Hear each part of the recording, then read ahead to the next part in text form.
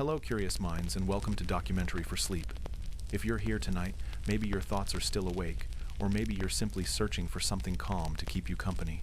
Whether you're lying in bed, waiting for sleep to come, or letting this play gently in the background while you cook, shower, or work late with headphones on, this is your little pocket of quiet. Tonight, we're not diving into fantasy, but into the deep story of us, our evolution, our minds, and especially the strange, powerful tool that is language. This channel is for soft science, grounded in archaeology, anthropology, and evolutionary theory, not wild speculation. We don't have all the answers, but we do have the bones, the artifacts, and the questions. And if you drift off halfway through, don't worry, that's part of the design. I've left timestamps in the description, so you can find your place again tomorrow, because this story of how language shaped humanity is worth hearing all the way through. If you enjoy this kind of quiet, long-form storytelling, something that helps you relax, focus, or just learn slowly at the end of a loud day, consider liking and subscribing. It helps this little corner of soft science reach more curious sapiens like you. And if you feel like sharing, tell us how you listen. Are you lying in bed? Are you on a night shift? Or maybe far away, keeping company with this gentle voice? And as always, stay curious, stay calm. It wasn't the sharpened stone, the controlled spark of fire, or even the wheel that carved our path to dominance. The ultimate weapon of times, Homo sapiens times, was not held in the hand, but born in the throat. For eons, we imagined the world as it was, a stage shared by other thinking, feeling, tool-using cousins. The stout and powerful Neanderthal, masters of their glacial Europe, the elusive Denisovans in the vastness of Asia. They too hunted, they too gathered, they too understood the world in a way that was profoundly intelligent. They were not crude brutes, they were competitors. So, what subtle shift, what quiet revolution occurred within us that allowed our particular branch on the family tree to not just survive, but to flourish across every continent while the others faded into silent echoes in our DNA? The answer lies not in a stronger arm or a sharper tool, but in a new kind of sound. Around 70,000 years ago, something changed in the human mind. The simple, immediate calls of alarm or attraction common to many social animals blossomed into something else entirely. This was the cognitive revolution, and its engine was language. But not just any language. This was a language of limitless syntax, capable of weaving words into a tapestry of things unseen. We gained the ability to say more than, "Look, a lion." We could whisper, "The lion hunts by the river bend at dusk, so let us go to the old oak tree at dawn and dig a trap." This was the birth of collective planning, of strategy that stretched across time and space. This new tool allowed for something magical and terrifying: shared fiction. We could speak of spirits that watched from the mountaintop, of a great mammoth that would grant success if we danced for it, of a tribe member who, because of a past misdeed, owed a debt. These were concepts that had no physical reality. You could not point to a debt, or touch a rule, or show someone a nation. They existed solely because we all agreed. They existed, and that agreement was forged and maintained through words. This unique capacity to believe in abstract constructs enabled cooperation on an unprecedented scale. Strangers who had never met could unite under the banner of a common belief, a common leader, or a common fear, and work toward a common goal. It was this flexible, large-scale collaboration that allowed times, Homo sapiens times, to outcompete every other human species. The world we live in now is built upon this very foundation. Every pillar of modern society, our governments, our legal systems, our financial markets, our religions, is an interlocking structure of such agreed-upon fictions. The value of a dollar bill is not in the paper. It is in our shared story of its worth. The power of a judge is not in their strength, but in our collective belief in the concept of justice they represent. These are the stories we tell ourselves, and we tell them so well, so pervasively, that they shape the very concrete and steel of our reality. We live inside a story told by countless generations before us, a story written not in books, but in the very architecture of our minds. If speech is the tool that remade the world, then to understand its origin and structure is the first step in understanding ourselves. But this power, born in the crucible of survival, came with a price. For every story that unites, another can divide. For every truth conveyed, a lie can be woven with equal elegance. The same tool that allowed us to plan a hunt and save our tribe could also be used to ostracize an individual, to spread a malicious rumor, to convince thousands to march for a cause built on sand. We mastered the word, but did we master its intent? The voice that could soothe a child could also declare war. Is the very thing that saved us also the source of our deepest conflicts? This duality was there from the very beginning. Language was not born in a university or a philosopher's salon. It was forged in the wild, a weapon for survival. In the ancient savannah, information was currency more valuable than food. To know where the fresh water flowed, which berries brought sickness, where the rival clan was hunting, this knowledge meant the difference between life and death. To be able to communicate this, quickly and precisely, was our greatest adaptive advantage. Gossip, often dismissed as trivial, was actually a sophisticated social technology.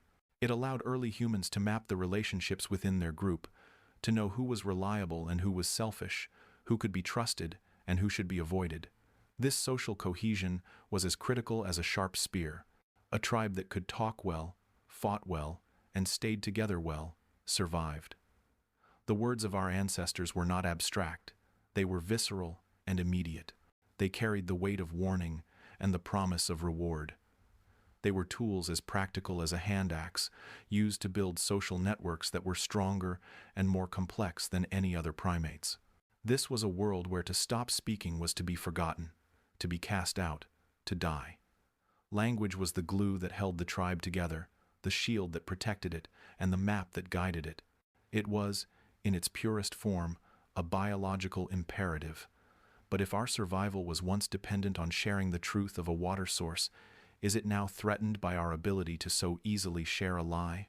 We wield the same weapon our ancestors did, but have the stakes of the battle changed? Imagine the weight of that silence. You are standing at the edge of a dense forest, the air thick with the scent of damp earth and impending rain. Your eyes catch the imprint in the mud, a perfect, terrifying circle of a lion's paw. The edges still sharp, the center deep. The beast is near. You turn to your small band, your family, their backs to you as they gather roots. Your throat tightens. A scream would be a death sentence, a magnet for predators. A frantic wave of your arms might go unseen. You are drowning in a sea of urgent knowledge with no way to pour it into another mind. This was the constant, crushing reality for our earliest ancestors, a world where vital information died with its witness. This is the world that forged us. Our ancestors did not roam the savannas and forests as solitary giants. They were fragile, social creatures moving in tight-knit bands.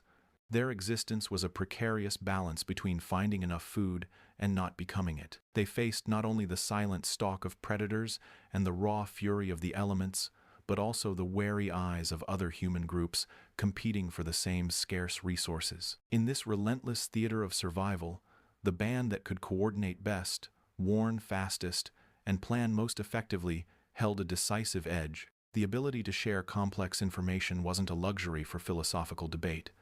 It was the very thread from which their lives were suspended. We know that other primates possessed, and still possess, the seeds of this ability. A vervet monkey can emit a distinct alarm call for an eagle, a short, staccato bark that sends the troop scrambling for the low bushes. Another call, a chuttering series of clicks, signals a snake on the ground, prompting them to stand on two legs and peer into the grass. This is a powerful, life-saving system. But it is a system of fixed signals, a one-note siren for each category of danger. Our ancestors broke this mold. They moved from a lexicon of singular alarms to a generative grammar of description. They developed the capacity to not just shout danger, but to whisper, "The lion that has the crooked scar, it passed by the watering hole as the sun was highest, moving toward the northern hills. We should hunt in the south today." That single, complex thought, transmitted through agreed-upon sounds, could alter the fate of an entire group. It was the ultimate weapon. We still live by this ancient imperative, though the threats have shapeshifted. Our modern world is woven from threads of shared information. The urgent ping of a storm alert on a smartphone, the detailed bulletin of a spreading virus, the evening news report on distant unrest, these are all elaborate digital extensions of that first, vital warning cry on the savannah. They serve the same core function, to keep the tribe safe through shared knowledge. And when these systems fail, when language breaks down in the chaos of a natural disaster or the fog of war, we see a swift and terrifying reversion. Society begins to fray at the edges, dissolving into rumors, panic, and primal fear, revealing the thin veneer of civilization over our deeply ingrained need for clear, credible communication. So we see that language, in its deepest bones, is not merely a tool for thought. Its foundation is not poetry or prayer, but survival. It is a biological alarm system that evolved into a medium for culture. It began as a means to point out the predator lurking in the grass, to coordinate the hunt for the giant prey, to forge an alliance against the rival tribe. But this realization only pulls us deeper into the mystery. If the evolutionary pressure was so great, how did our bodies answer? How did the simple grunts and calls of our primate cousins slowly warp and complexify into the nuanced symphony of human speech? What physical changes to the breath, the throat, the tongue, and the brain were required to transform a guttural roar into a whispered story? What had to change inside us, not just in our minds, but in the very flesh and bone, to give birth to such a sound? A lone ape hoots a sharp guttural warning into the dense jungle air. The sound is pure, immediate biology, a reaction to a coiled shape in the leaves, a flash of predator eyes in the gloom. It means time's here, now, danger. A decade later, a human sits by a crackling fire, weaving that same moment into a story. He speaks of the fear, the narrow escape, the lesson learned. The coiled shape becomes a serpent of legend, the flash of eyes, the cunning of a forest spirit. The distance between that instinctual cry and this elaborate narrative is a chasm so vast it seems to define our very species. What strange bridge was built to cross it? The animal kingdom is a constant symphony of sound. Birds sing intricate songs to claim territory and attract mates. Dolphins click and whistle to coordinate the hunt. Monkeys shriek precise alarm calls that differentiate between a swooping eagle and a stalking leopard. Each sound is a brilliant, efficient tool, honed by evolution for a specific, immediate purpose. It is a language of the present tense, a reaction to the world as it is directly perceived. But it is not a story. The pivotal, mysterious shift occurs not when a sound signals danger, but when it can describe the memory times of a danger, or warn of a danger that might come tomorrow. It is the moment a sound escapes the prison of the immediate and begins to paint pictures of the absent, the imagined, the possible. Anthropologists and neuroscientists point to a critical threshold in the evolution of the human mind, the dawn of abstract imagination. This is more than mere intelligence.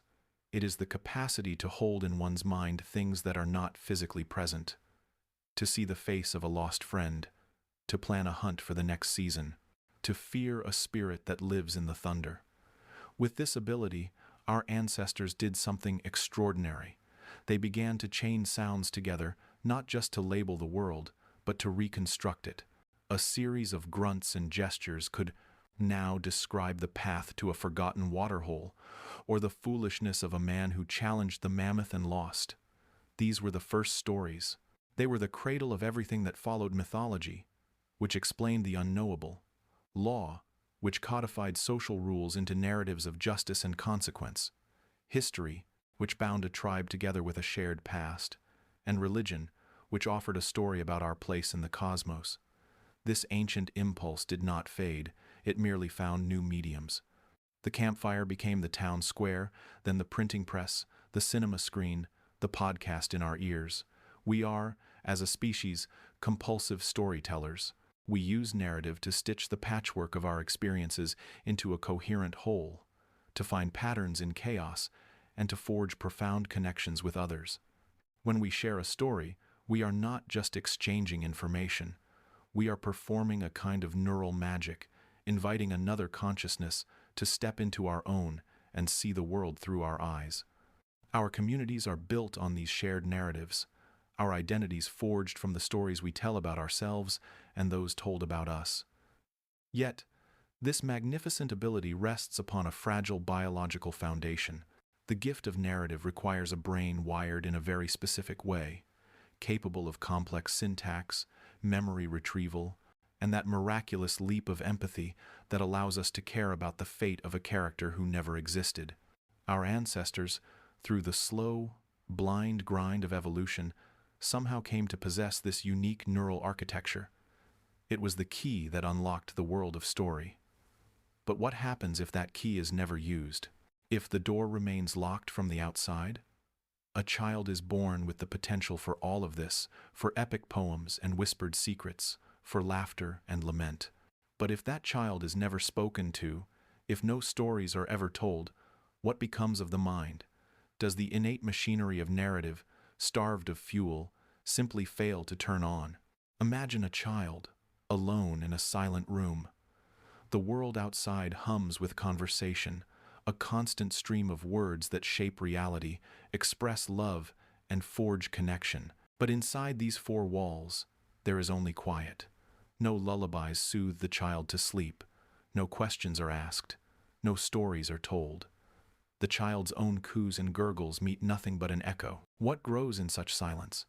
If a human being is never spoken to, does the innate, biological urge to speak simply emerge on its own? Does language, in its full complexity, bloom in a vacuum, or does it require a gardener?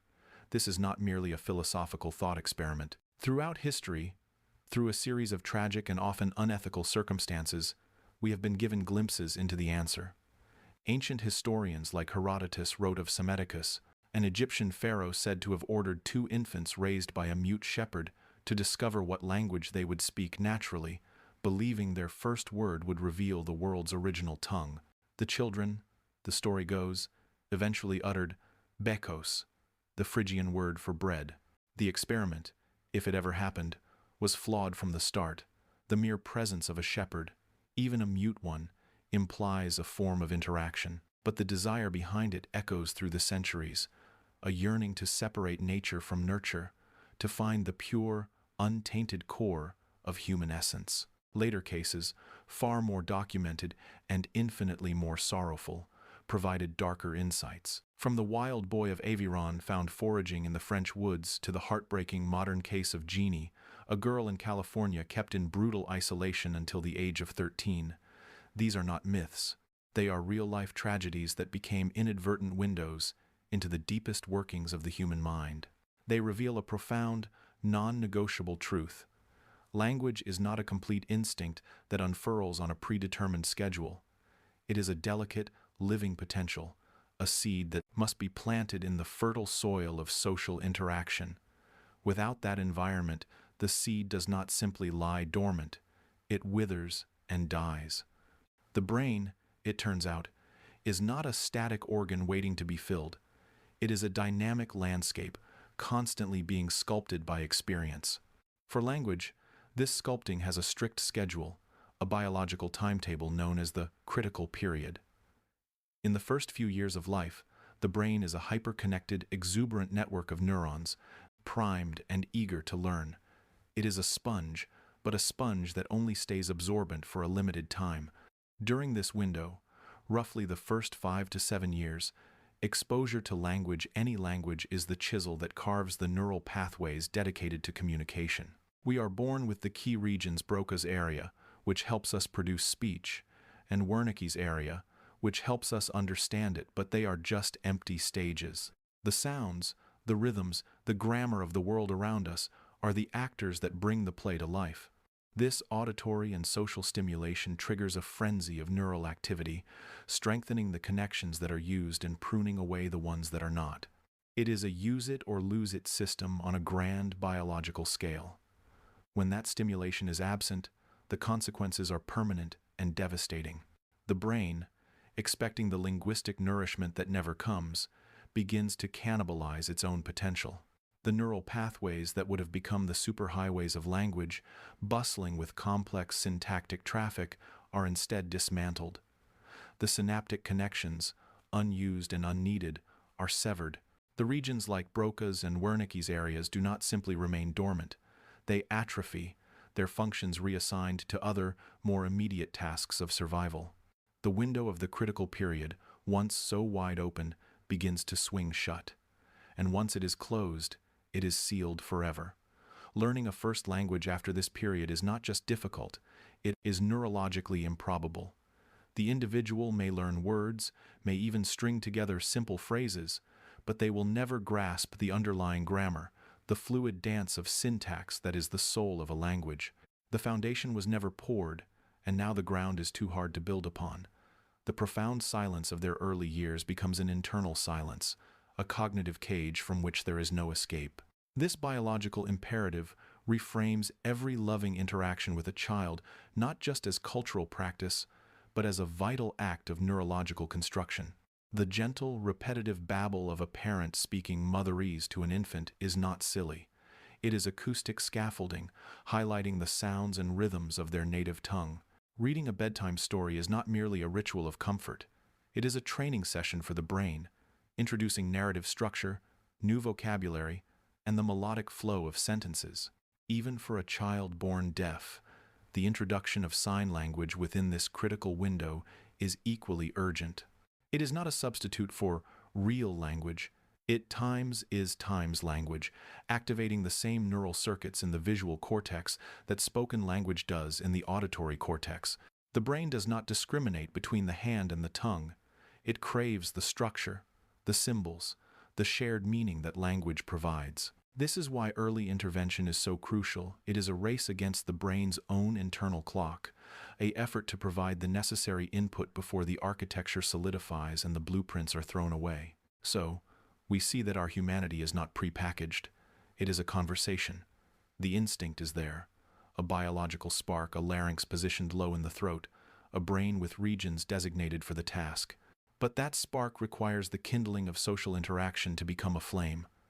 We are born with the hardware, but the software must be installed through immersion in a community of speakers. This intricate dance between biology and environment is what forged the modern human mind.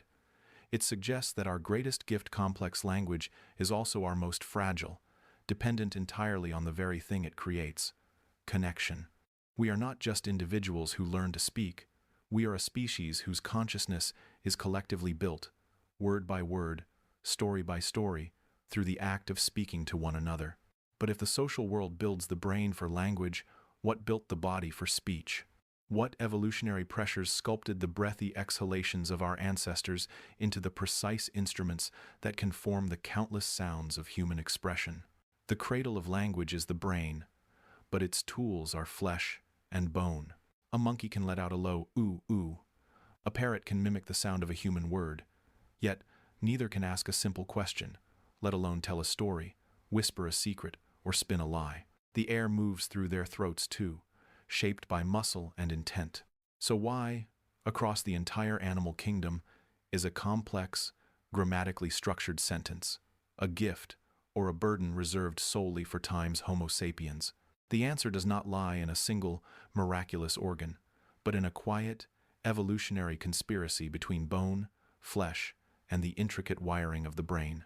It is a story written in the subtle curves of the palate, the unique descent of a voice box, and the silent, furious dance of neurons, a story of how we became the animals that speak. The world is, and has always been, filled with sound. Birds orchestrate the dawn with intricate songs, whales compose haunting melodies across ocean abysses, and chimpanzees hoot and scream to mark territory or signal danger. These are communications, rich with meaning and emotion. But they are not language. They lack the discrete, recombinable units, the syntax, the infinite creativity that defines a human sentence. The difference begins not with the will to communicate, but with the physical machinery required to give that will a voice. Imagine trying to play a virtuoso violin concerto on an instrument with only one string. The desire might be there, the musicality even, but the tool itself imposes an absolute limit. For most creatures, their vocal anatomy is that one-string fiddle, beautifully adapted for a specific range of sounds, but incapable of the full symphony of human speech. What we possess is a rare and peculiar evolutionary package, a set of anatomical trade-offs that, when combined, breach a threshold into a new realm of expression. It starts with the mouth, that wet, dark cave we so rarely consider. Our palate, the roof of our mouth, is not flat like that of our primate cousins. It is arched into a parabolic dome, a resonant chamber that allows us to shape a column of air into distinct vowels, the E, the Ah, the Oo. This vaulted ceiling turns our heads into a miniature cathedral for sound. Then, there is the tongue. In most mammals, the tongue is long, flat, and anchored deep in the throat, a tool primarily for manipulating food. Ours is different. It is shorter, thicker, and remarkably agile. Its root descended low, granting it an unprecedented freedom of movement. It can press against the teeth to form a T, curl back for an R, or seal against the vellum for a K. It is a master sculptor, deftly carving the breath streaming from our lungs into precise, audible shapes. The most significant trade-off, however, lies deeper in the throat. In human infants, as in chimpanzees, the larynx, the voice box housing the vocal cords, sits high in the neck. This allows a baby to breathe and swallow milk simultaneously, a brilliant design for survival. But as we mature, our larynx descends. It drops low into the neck, pulling the root of the tongue down with it. This creates a vast, open space above the vocal cords, the pharynx. This new chamber becomes a second resonator, adding depth, timbre, and a whole new range of sounds to our vocal repertoire. It is the reason we can produce the wide array of vowels that form the core of our spoken language. But this brilliant adaptation for speech is a catastrophic design for survival. That same open pharynx is the reason we are the only species that can choke to death on our food. The airway and the foodway, which are safely separate in other animals, cross in us a permanent, precarious intersection where every meal is a potential gamble. We traded safety for eloquence. Yet, even the most perfect instrument is useless without a musician. A sculpted palate, a nimble tongue, and a low larynx could produce nothing more than elegant gibberish without the conductor in the cranial vault, the human brain. Specifically, two regions have become the celebrated architects of language. Broca's area, nestled in the left frontal lobe, is the master of speech production and grammar. It is the engine that assembles words in the correct order, that applies the rules of syntax, that sends the precise commands to the tongue, lips, and larynx to form the sentence the mind has conceived. Damage to Broca's area leaves a person with the understanding of language but an agonizing inability to speak it fluently. The words are trapped, the grammar shattered. Wernicke's area, in the left temporal lobe, is the realm of comprehension. It is the decoder ring that transforms the chaotic stream of incoming sounds into meaningful words and sentences. Its failure allows fluent, grammatical speech that is nothing but nonsensical word salad, a beautiful sentence structure with no house of meaning inside. These two regions, working in a lightning-fast, intricate duet, transform abstract thought into structured, audible symbols, and vice versa. They are the loom on which the tapestry of language is woven. This exquisite, hard-won machinery comes at a cost we are only beginning to appreciate in the modern world. The same low larynx that gives us speech makes us vulnerable to sleep apnea, as our airway collapses under its own soft architecture during sleep, silencing us in a different, dangerous way. The complex neural circuitry is fragile. A single stroke in a precise location can rob a person of their voice, their words, their very identity, leaving a conscious mind stranded on an island of silence. We walk through our lives with this biological paradox inside us, a system of breathtaking sophistication that is also a point of profound vulnerability. Our ancestors, it seems, made a calculated evolutionary gamble. They exchanged a measure of physical security for the power of the word.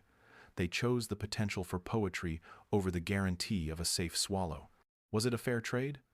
To hear a simple sentence, "The sun is warm today," is to witness a miracle of evolutionary engineering. It is the end product of millions of years of subtle morphological shifts and neural innovations, all converging to allow one species to vibrate the air in a specific, meaningful pattern. It is a feat of biological concert, a harmony of the anatomical and the cognitive. But if this machinery is so perfectly tuned for truth, for the clear transmission of fact and feeling, why does it so effortlessly bend to another purpose? Why did evolution bestow upon us this gift of unparalleled connection, only for us to so often use it to build walls of deception, to weave illusions, to tell lies? The very instrument designed for sharing reality seems equally adept at fabricating its opposite. What does it say about us that our greatest tool for truth is also our most powerful weapon for falsehood? Consider the lie, not as a moral failing, not as a sin, but as a feat of breathtaking mental gymnastics. To hold one reality within the mind while carefully, deliberately constructing another with words, and then to offer this fabrication to another person, this is not a simple act. It is a sophisticated dance of cognition and social prediction, a silent pact the brain makes with itself to navigate the treacherous waters of community. This ability to deceive, far from being a mere character flaw, may be one of the most pivotal and underappreciated evolutionary talents our species has ever mastered. It is the dark art that built the modern world. In the wild, deception is a matter of flesh and bone. A stick insect becomes a twig, its body a still, silent sculpture of survival. An opossum slides into the slack-jawed theater of death, a performance so convincing it even fools its own metabolism. A butterfly flashes eye spots on its wings, a sudden, terrifying gaze to startle a hungry bird. These are lies written in the language of the body, immediate and visceral, existing only in the present tense. They are brilliant, but they are limited. They cannot speak of yesterday's predator or tomorrow's food source. They are a single note of deception, played again and again. Humanity, however, discovered the symphony. With the advent of language, we found we could build cathedrals of untruth, entire architectures of reality that never were. We could point to an empty patch of sky and say, "There is a magnificent, invisible being watching over us, and it desires our obedience." We could point to a line on a map and say, "Everyone on that side is your enemy," and men would lay down their lives for that fiction. Language is, at its core, a system for representing reality. Its most magical property is not its ability to describe what is, but its power to articulate what is times not. This is the double-edged sword that cleaved our path from the rest of the natural world. It allowed us to share a plan for a mammoth hunt next season, to warn of a drought in a valley we've never visited, to grieve for an ancestor we never met. This same power, this liberation from the immediate and the factual, is the very cradle of the lie. When you can discuss the abstract, you can fabricate it. Gossip became a social tool, a way to navigate the complex hierarchies of the tribe. A white lie became social grease, smoothing over minor conflicts, preserving the fragile harmony of the group. Research suggests this is not an anomaly, but a constant hum in the background of our social lives. The average person tells 1 or 2 lies a day, often without a second thought, to flatter, to avoid conflict, to simply make the day run more smoothly. The lie, in its most benign form, is the price of admission to a cooperative society. But this tool, so useful for maintaining social bonds, could also be sharpened into a weapon. If language could build cohesion, it could also manufacture division. If it could inspire, it could also manipulate. The same mental machinery that lets a parent invent a story about a tooth fairy is the machinery that allows a leader to conjure a scapegoat, an enemy, a promised land. Our modern world is a testament to this scaled-up deception. We swim in an ocean of narratives, each vying for our belief. Political campaigns are no longer just about policies. They are about constructing compelling, often simplistic, fictions about the past and future, about us and them. Social media platforms are engines of curated reality, where we craft idealized versions of our lives, and algorithms amplify the most outrageously deceptive content because it captivates our primate brains. Religion offers grand, unverifiable truths that have inspired both profound charity and horrific violence. Advertising doesn't sell a product. It sells an identity, a solution to an insecurity we didn't know we had, a carefully constructed daydream about who we could be. This manipulation is so pervasive it becomes the very air we breathe. We accept that a politician's words are likely polished by a strategist, that a brand's emotional appeal is a calculated ploy, that a social media influencer's life is a highlight reel. We have built entire industries on the sophisticated mass production of altered realities.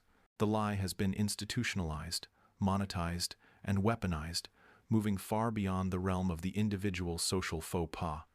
It is the invisible hand that shapes markets, swings elections, and starts wars. We live in a collective hallucination, a shared dream built not on stone and timber, but on stories, myths, and promises.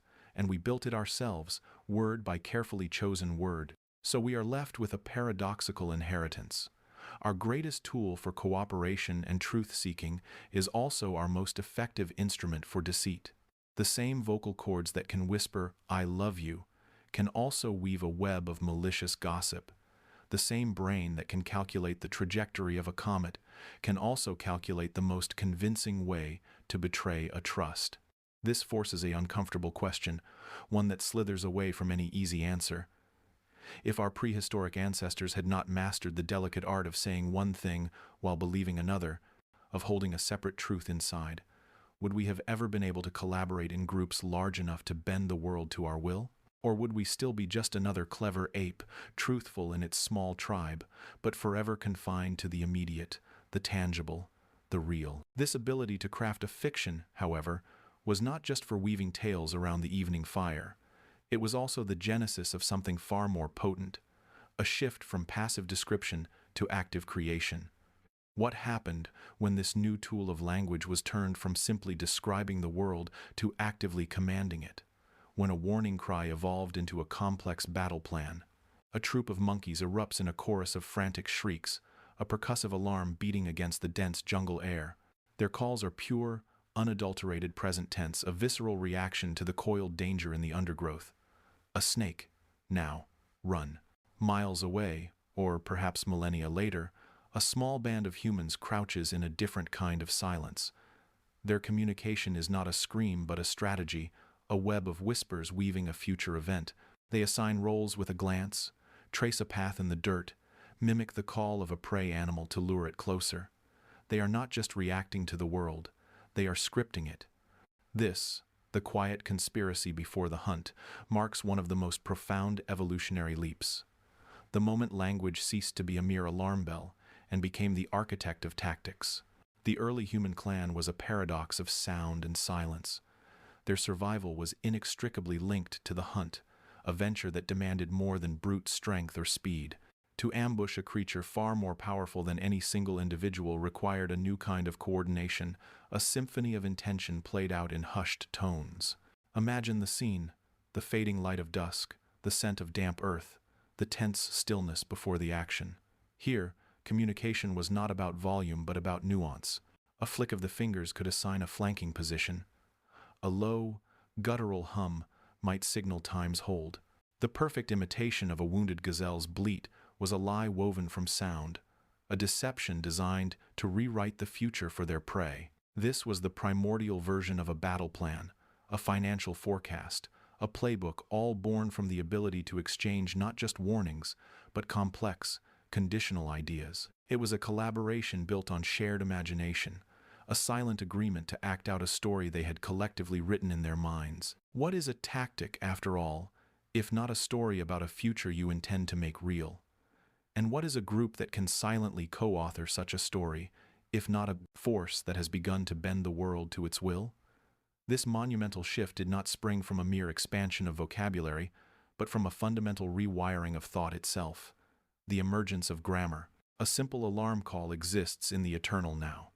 Grammar is the machinery of time travel. It allows for the construction of a command asterisk. You circle behind the rock while I drive the animal toward you.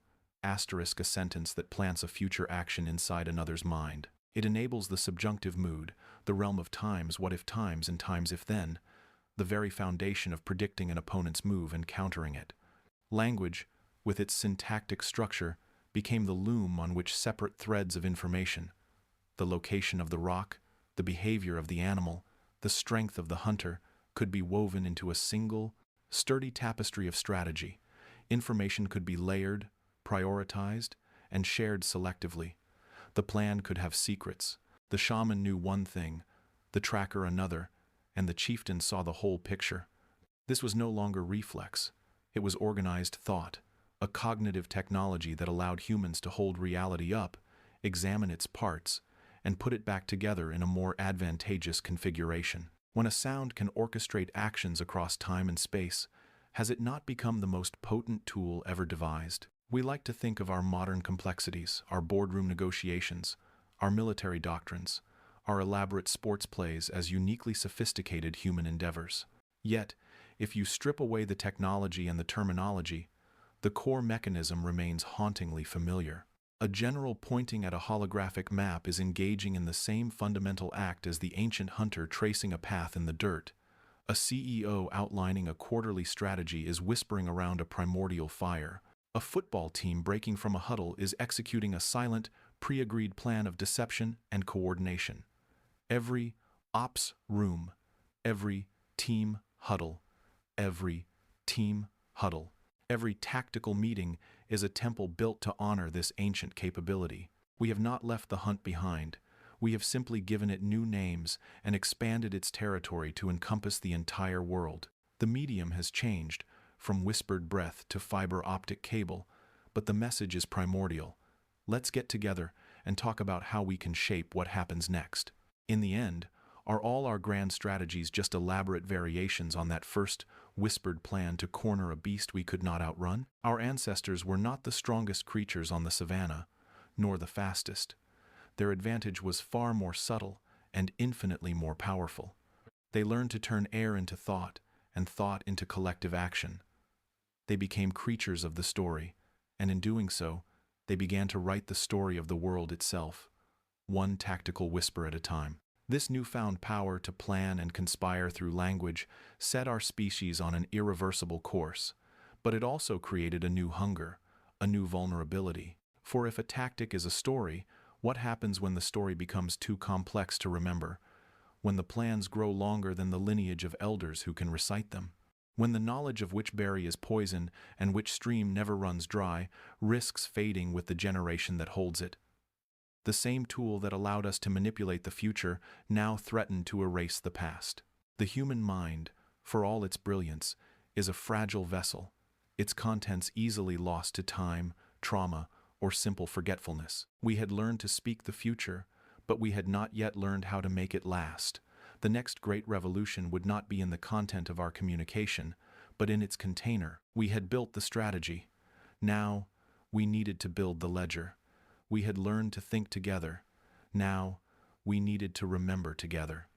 What if the greatest trick language ever pulled was not to help us speak to each other, but to help us speak to the future? How much do you remember from before you were 5 years old?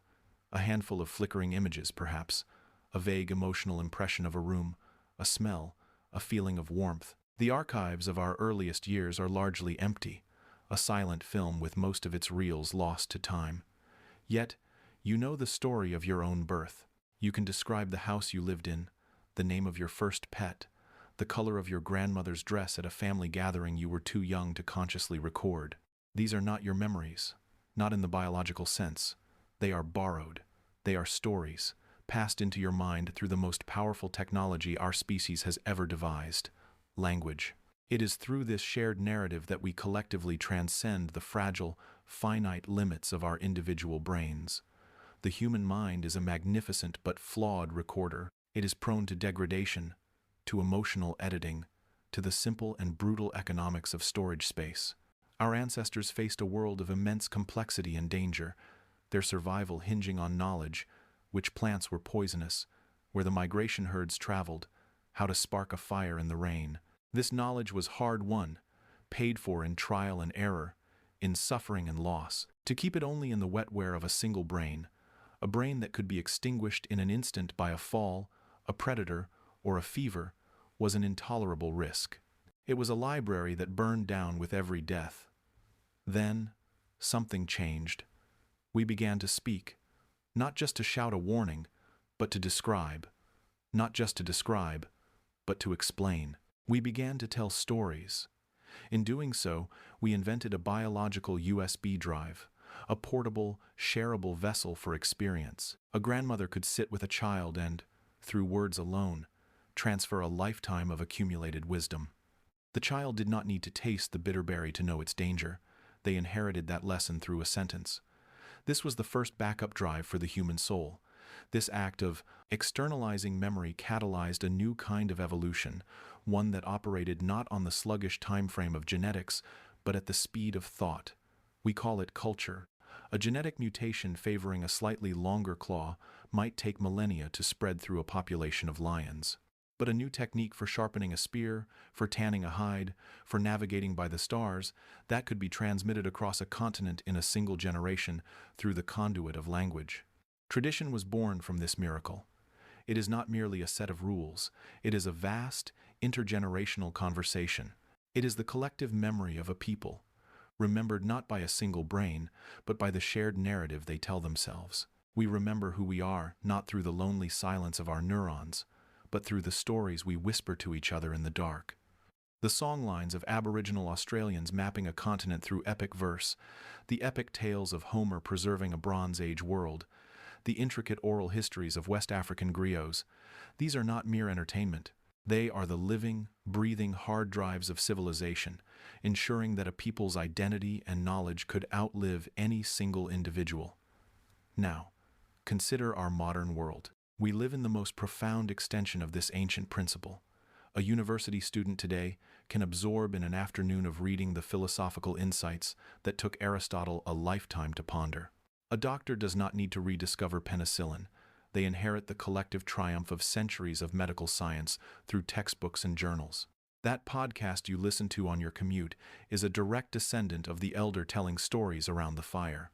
The book on your nightstand is a captured voice, a frozen thought, allowing you to commune directly with a mind that may have ceased centuries ago. We have built a global, externalized brain. The internet, our libraries, our vast digital archives, they are the monumental cathedral we have built to house our shared memory. We access in a few hours of study what our ancestors accumulated over tens of thousands of years. We stand on a pyramid of stories, each generation adding a new layer to the summit of understanding, all because we learned how to turn air into meaning and sound into saved data.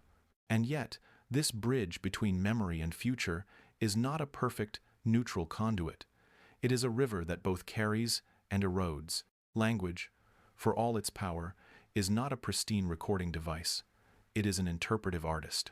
Every story is filtered through the teller's perspective, their fears, their desires, their unconscious biases. In the act of transmission, memories are softened at the edges, sharpened in the center, colored by emotion.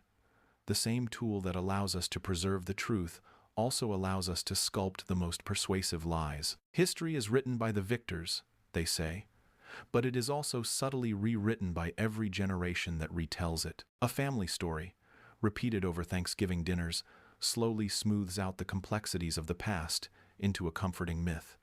A national narrative can elevate certain heroes and quietly forget inconvenient truths. Our externalized memory is not a bank vault, it is an ongoing, collaborative editing session. We don't just recall the past through language. We argue with it, we reinvent it, we use it to forge our identity in the present. So, if our shared consciousness is built upon this foundation of narrated memory, a foundation that is inherently malleable and subjective, what does that mean for the truth we think we know? The story we tell becomes the memory we keep. But is it ever truly ours, or is it always, in some way, a beautiful, necessary, and occasionally dangerous fiction? A bird sings to mark its territory, a complex and beautiful signal. A monkey cries out in alarm, a sound that sends its troop scrambling for safety.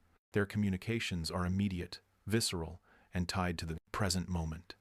They are signals, but a human tells a story about a hunt that happened last season, or a dream about a spirit that created the world, or a plan for a journey to be taken when the snows melt.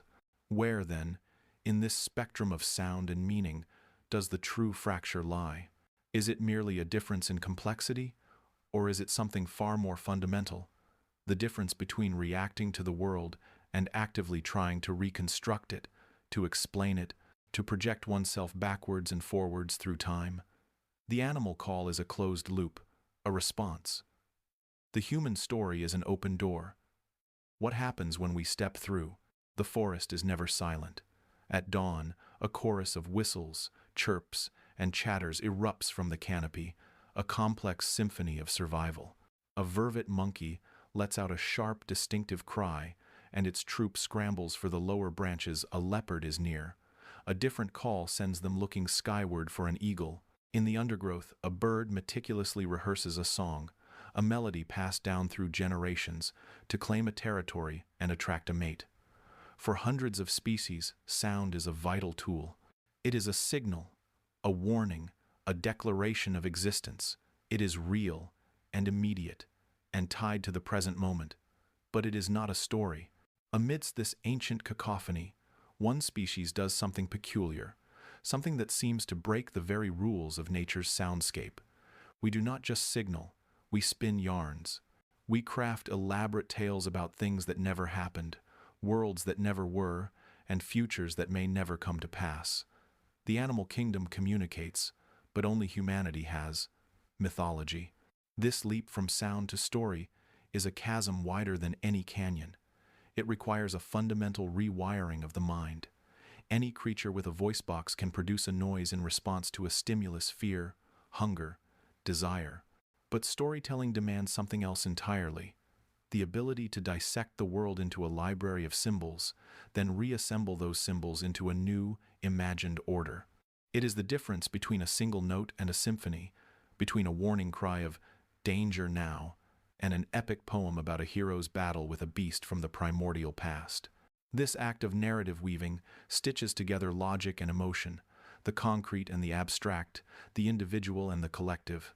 It transforms raw experience into shared meaning, building a scaffold of understanding that allows a group to hold more than just the present moment in their minds. They can hold their past and their future, their fears and their hopes, all within the cradle of a single tale. What strange, evolutionary twist of fate granted us this power? The secret, it seems, lies not in the noise we make, but in the intricate architecture we can build with it. Biologically, many animals possess the hardware for complex vocalization. Parrots can mimic our words, chimpanzees can learn hundreds of signs, but only Homo sapiens developed a language with a full, recursive syntactic structure, a grammar that allows for infinite combinations from a finite set of elements. This is the magic trick. This is the necessary condition for the narrative leap. With syntax, we can do more than label a tree or a river. We can say, "The spirit of the ancient ancestor lives in the gnarled tree by the rushing river, and it told me we must journey downstream." We can subordinate clauses. We can flash back and forward in time. We can embed one idea within another, building a vast and sprawling cathedral of thought from the simple bricks of vocabulary. This neurological breakthrough was the kindling for the fire of culture. Before the written word, before the wheel, there was the spoken story. Around flickering fires, in the deep dark that pressed in from beyond the circle of light, our ancestors began to experiment with this new tool. They crafted oral histories, stitching the community's memory into a coherent lineage. They invented religions, populating the terrifying and unknowable forces of nature, the thunder, the drought, the bounty of the hunt, with personalities, motivations, and narratives that could be understood, appealed to, and placated. They sang epics of heroes who were more than human, giving the tribe an ideal to aspire to, a shared identity forged in the metal of a mythical past. The story became the glue of social cohesion, the invisible force that could bind 100, 1,000, 1,000,000 individuals around a common set of beliefs, a common origin, a common destiny.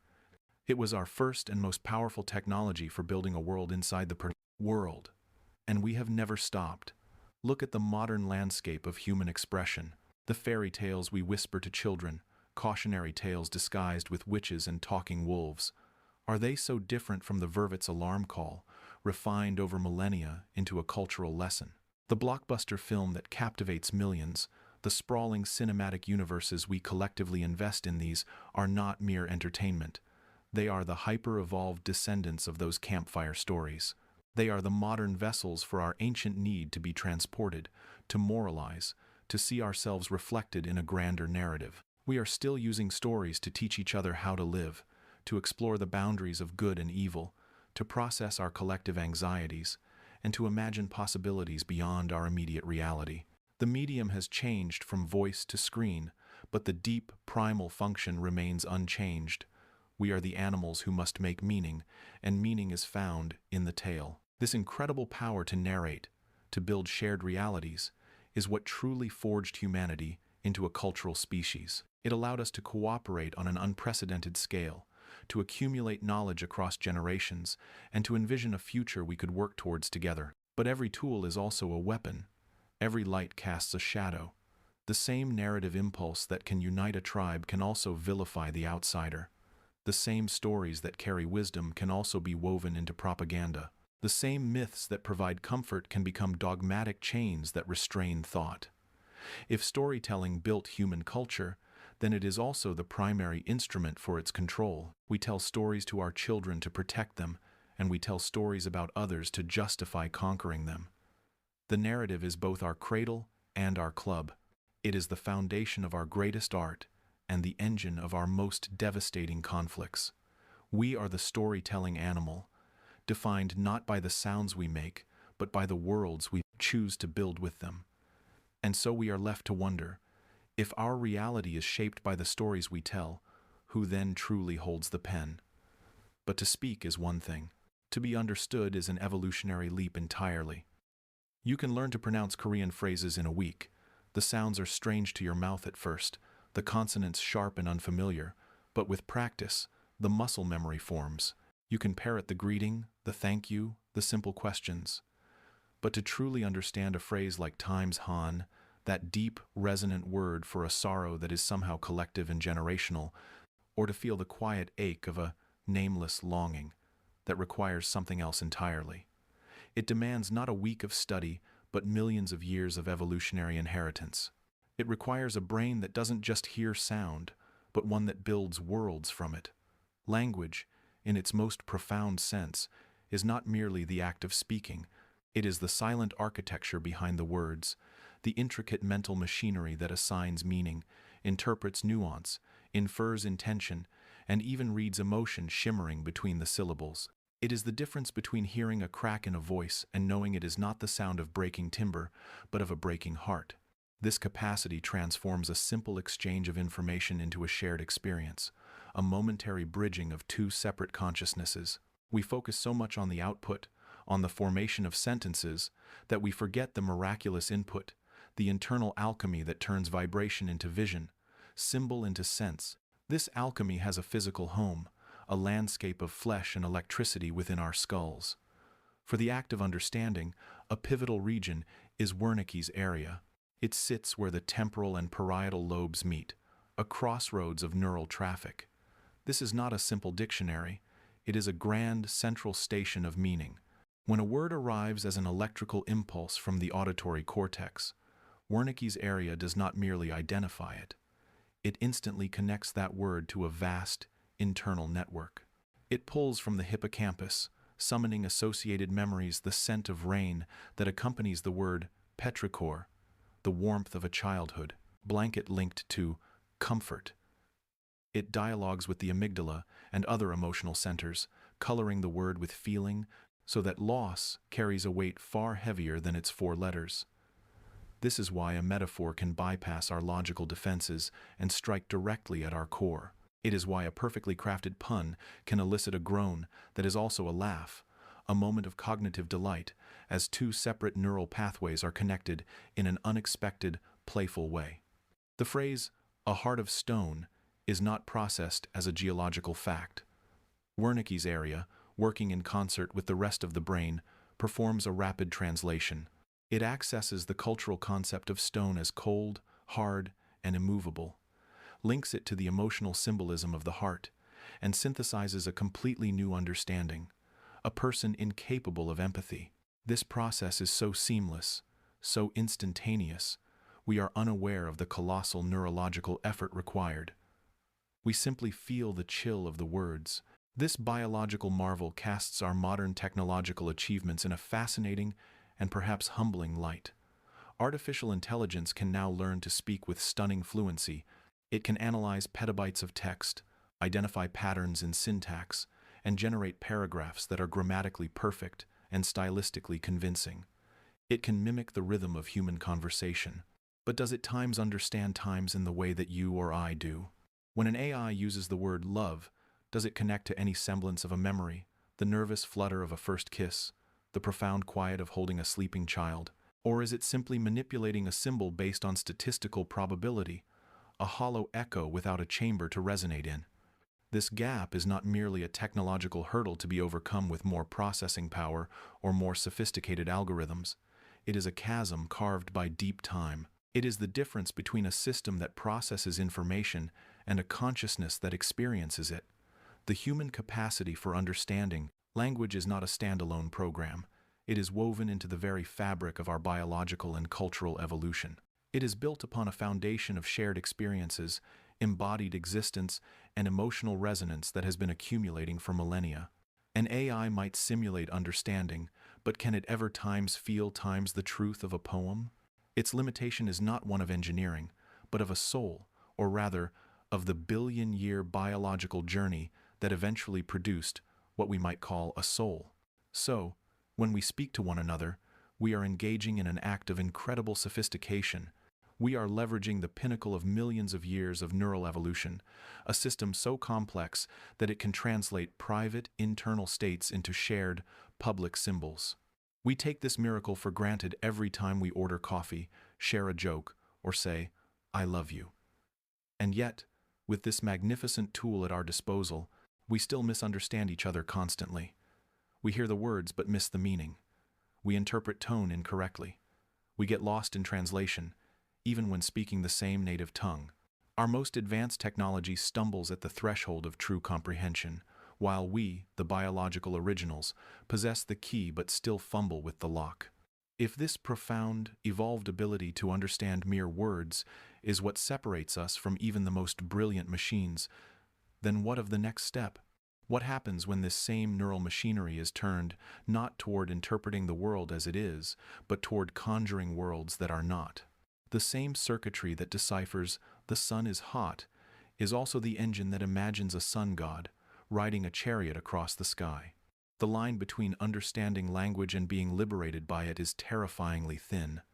For once a brain can understand a metaphor, is it not already beginning to believe in magic? Once it can comprehend the concept of an absence, of a nameless longing, is it not already painting the void with faces and stories, inventing the first ghosts to haunt the empty spaces? There is no lion in the den. The cave is empty, save for the chill of the stone and the scent of cold ash. Yet, your ancestor still speaks of it.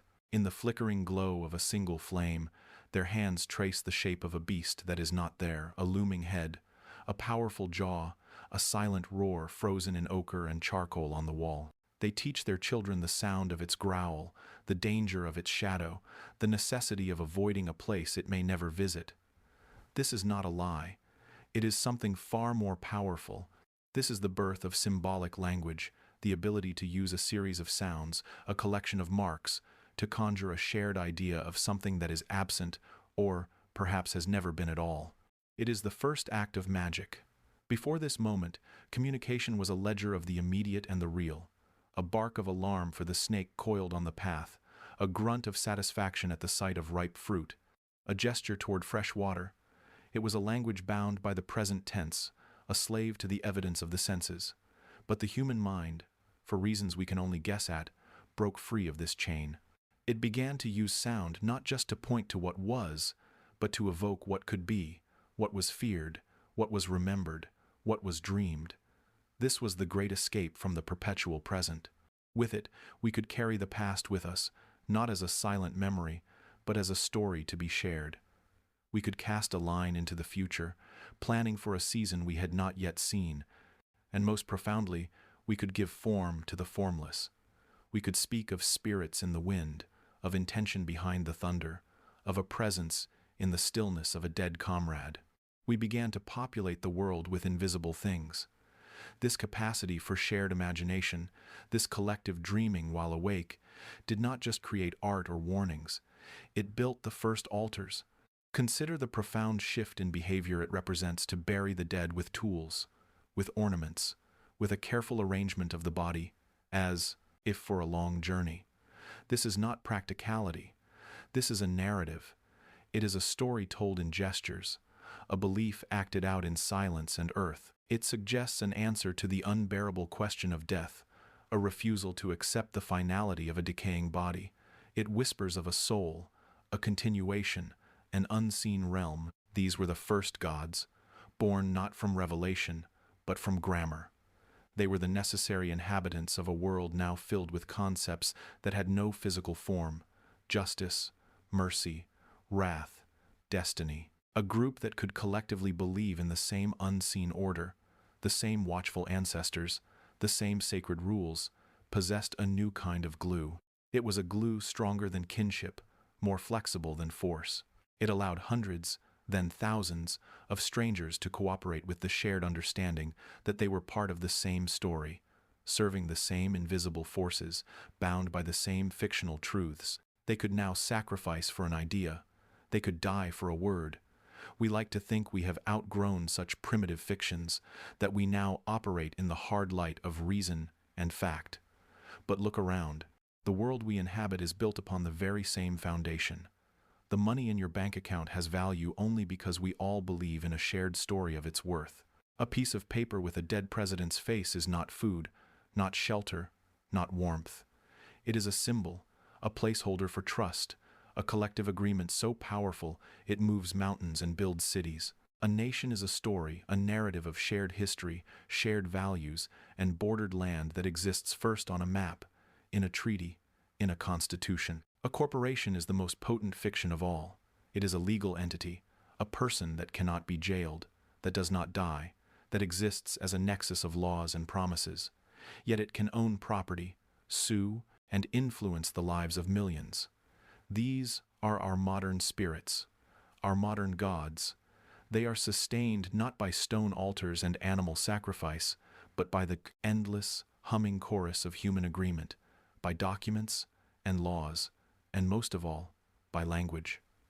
We live and die for these fictions, just as surely as any ancient hunter did for the spirit of the hunt. When humanity learned to speak of things that were not true in the literal sense, they unlocked a power far greater than mere description. They gained the ability to build worlds they had never seen, to weave together communities of belief that could span continents and millennia. They traded the confinement of the real for the boundless territory of the possible. This was the pivotal turn, the moment the human animal began to construct its own habitat not just from wood and stone, but from myth and meaning. The cave painting was not just a warning, it was a blueprint for a reality that did not yet exist. But if language built these walls of shared understanding, what was the mortar that held them together? What is the nightly ritual that turns a collection of individuals into a people, a tribe, a culture? What happens when the shadows deepen and the only light comes from a common fire? The sun dips below the horizon, painting the sky in bruised shades of violet and orange. In the gathering gloom, shadows lengthen and twist. This is the hour of the predator, when fangs and claws claim the night.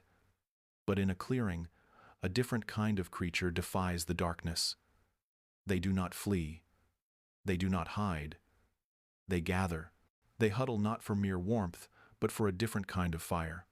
One man, perhaps with hands still smudged with ochre and earth, feeds a handful of dry grass to a flickering flame. It crackles, spits, and grows, pushing back the infinite black.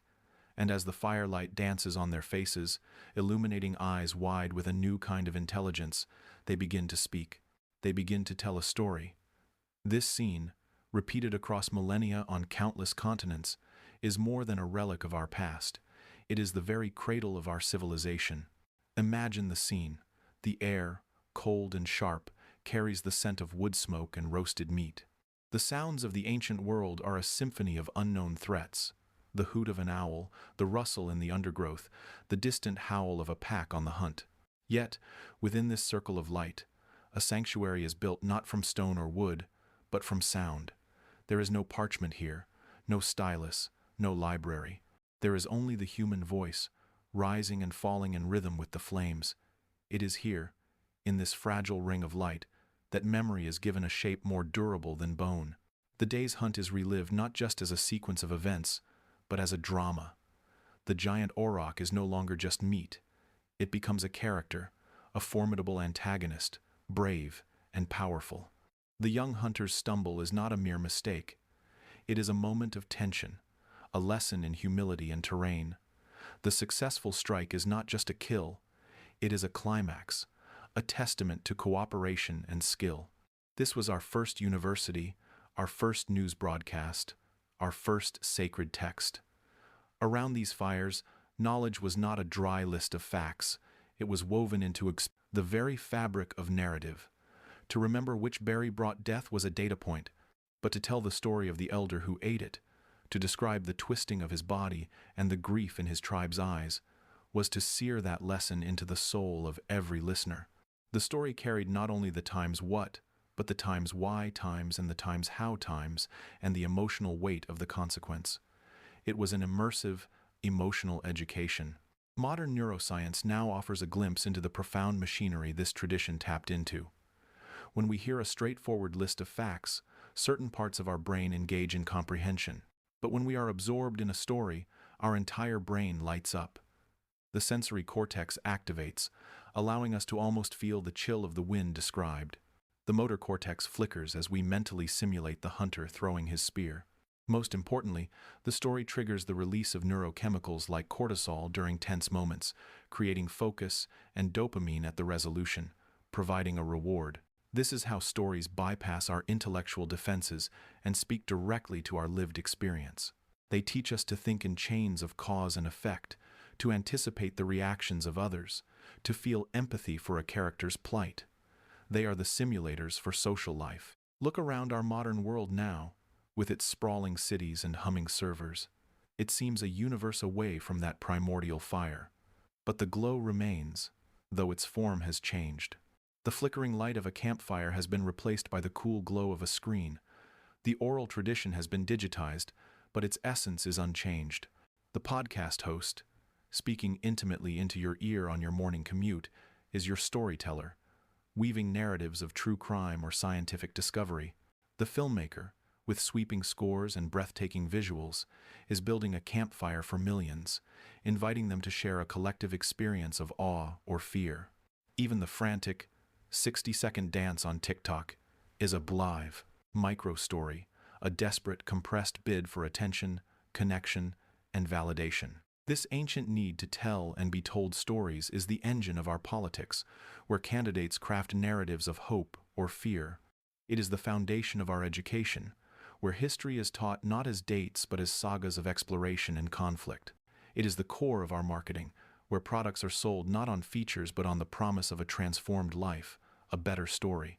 The story is, and always has been, the backbone of human society. It is the glue of culture and the loom on which our shared reality is woven. It is our most powerful tool for building trust, for fostering empathy, for ensuring survival. But every tool can become a weapon in a different light. The same fire that wards off predators and cooks food can also raise a forest to the ground. The same story that binds a tribe together around a shared identity can be used to exclude and vilify the tribe in the next valley. The narrative that inspires can also blind. The story that comforts can also delude. We have never lost our thirst for the tale, our innate need to gather around a light and listen. But in an age where 1,000 different fires burn simultaneously, each claiming to be the one true light, we are forced to ask a question as old as storytelling itself. Are we using this ancient power to see each other more clearly, or are we simply weaving more elaborate cages for our own minds?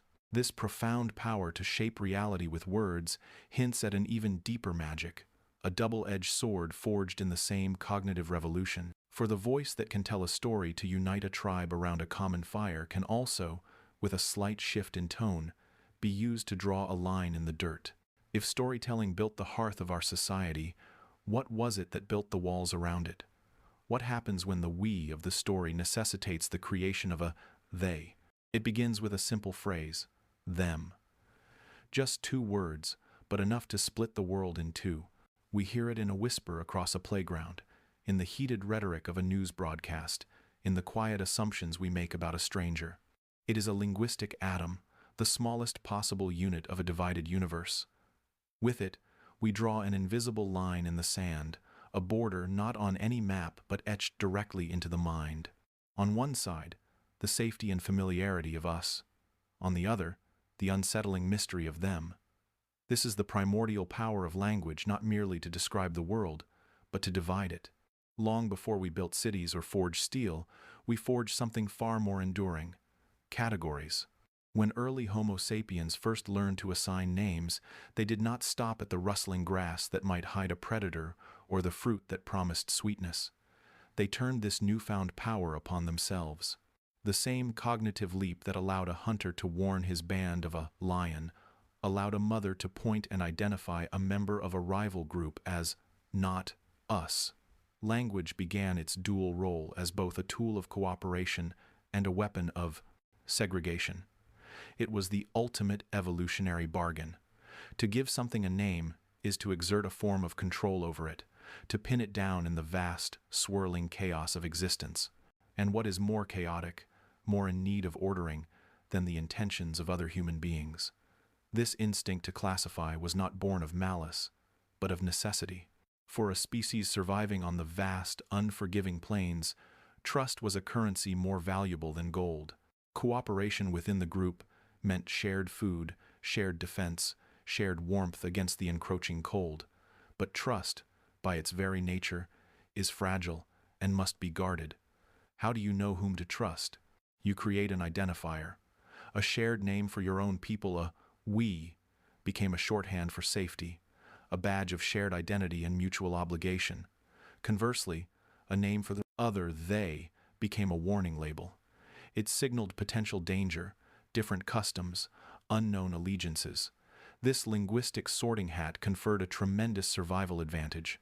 It allowed for rapid, instinctual assessment, ally or adversary, friend or foe. The groups that mastered this internal cohesion and external wariness were the ones that thrived, their stories and their genes cascading down through the millennia to us. Yet, every tool of creation carries within it the seed of destruction. The very mechanism that bound the tribe together simultaneously built walls between tribes. The word that meant people in one tongue was often the same word the group used to describe itself. The logical, chilling implication was that those outside the circle of the word were something less. They were not times the times people, they were times other times people.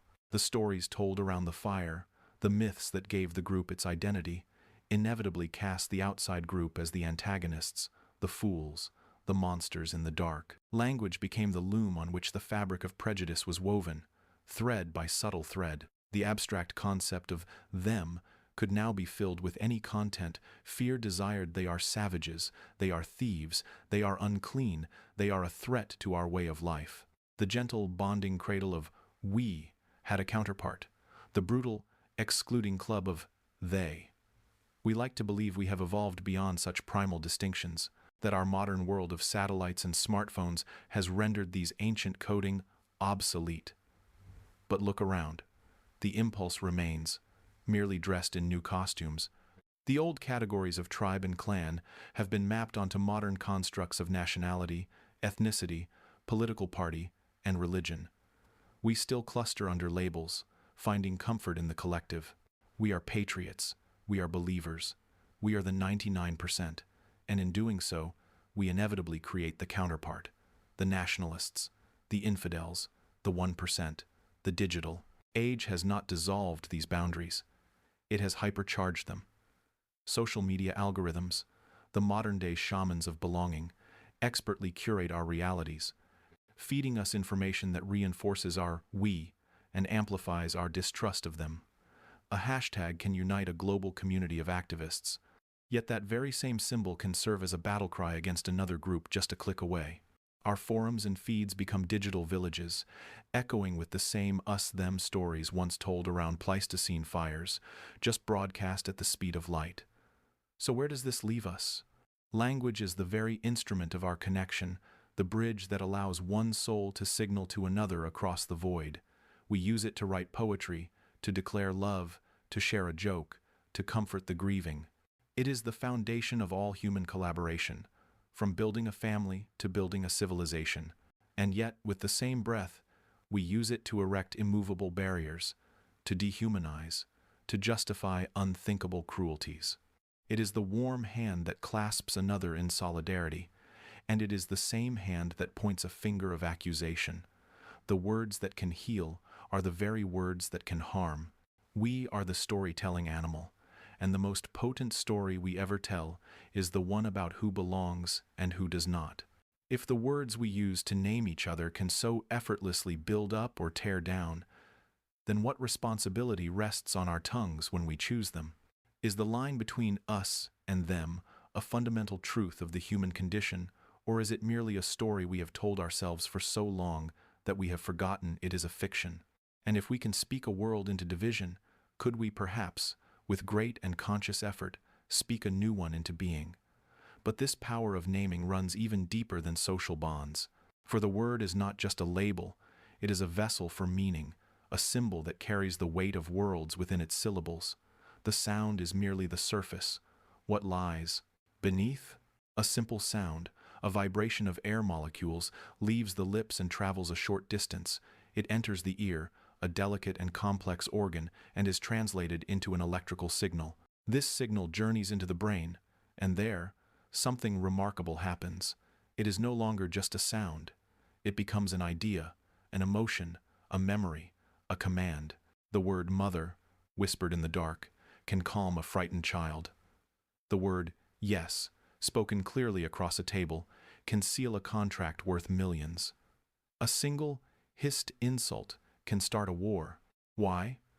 How can something so ephemeral, so physically insignificant as a sound wave, carry such immense weight?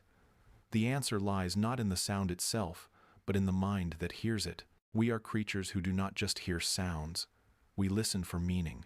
We have transformed biological noise into a tapestry of symbols, and in doing so, we have built our entire reality upon a foundation of breath and thought. In the natural world, sound is a matter of survival. It is a biological signal, raw and immediate. The crack of a branch underfoot sends a deer bolting into the undergrowth. The low growl of a predator warns an intruder to stay away. The mating call of a bird is a precise advertisement of fitness and location. These sounds are direct, their meaning locked to a specific context and a visceral reaction.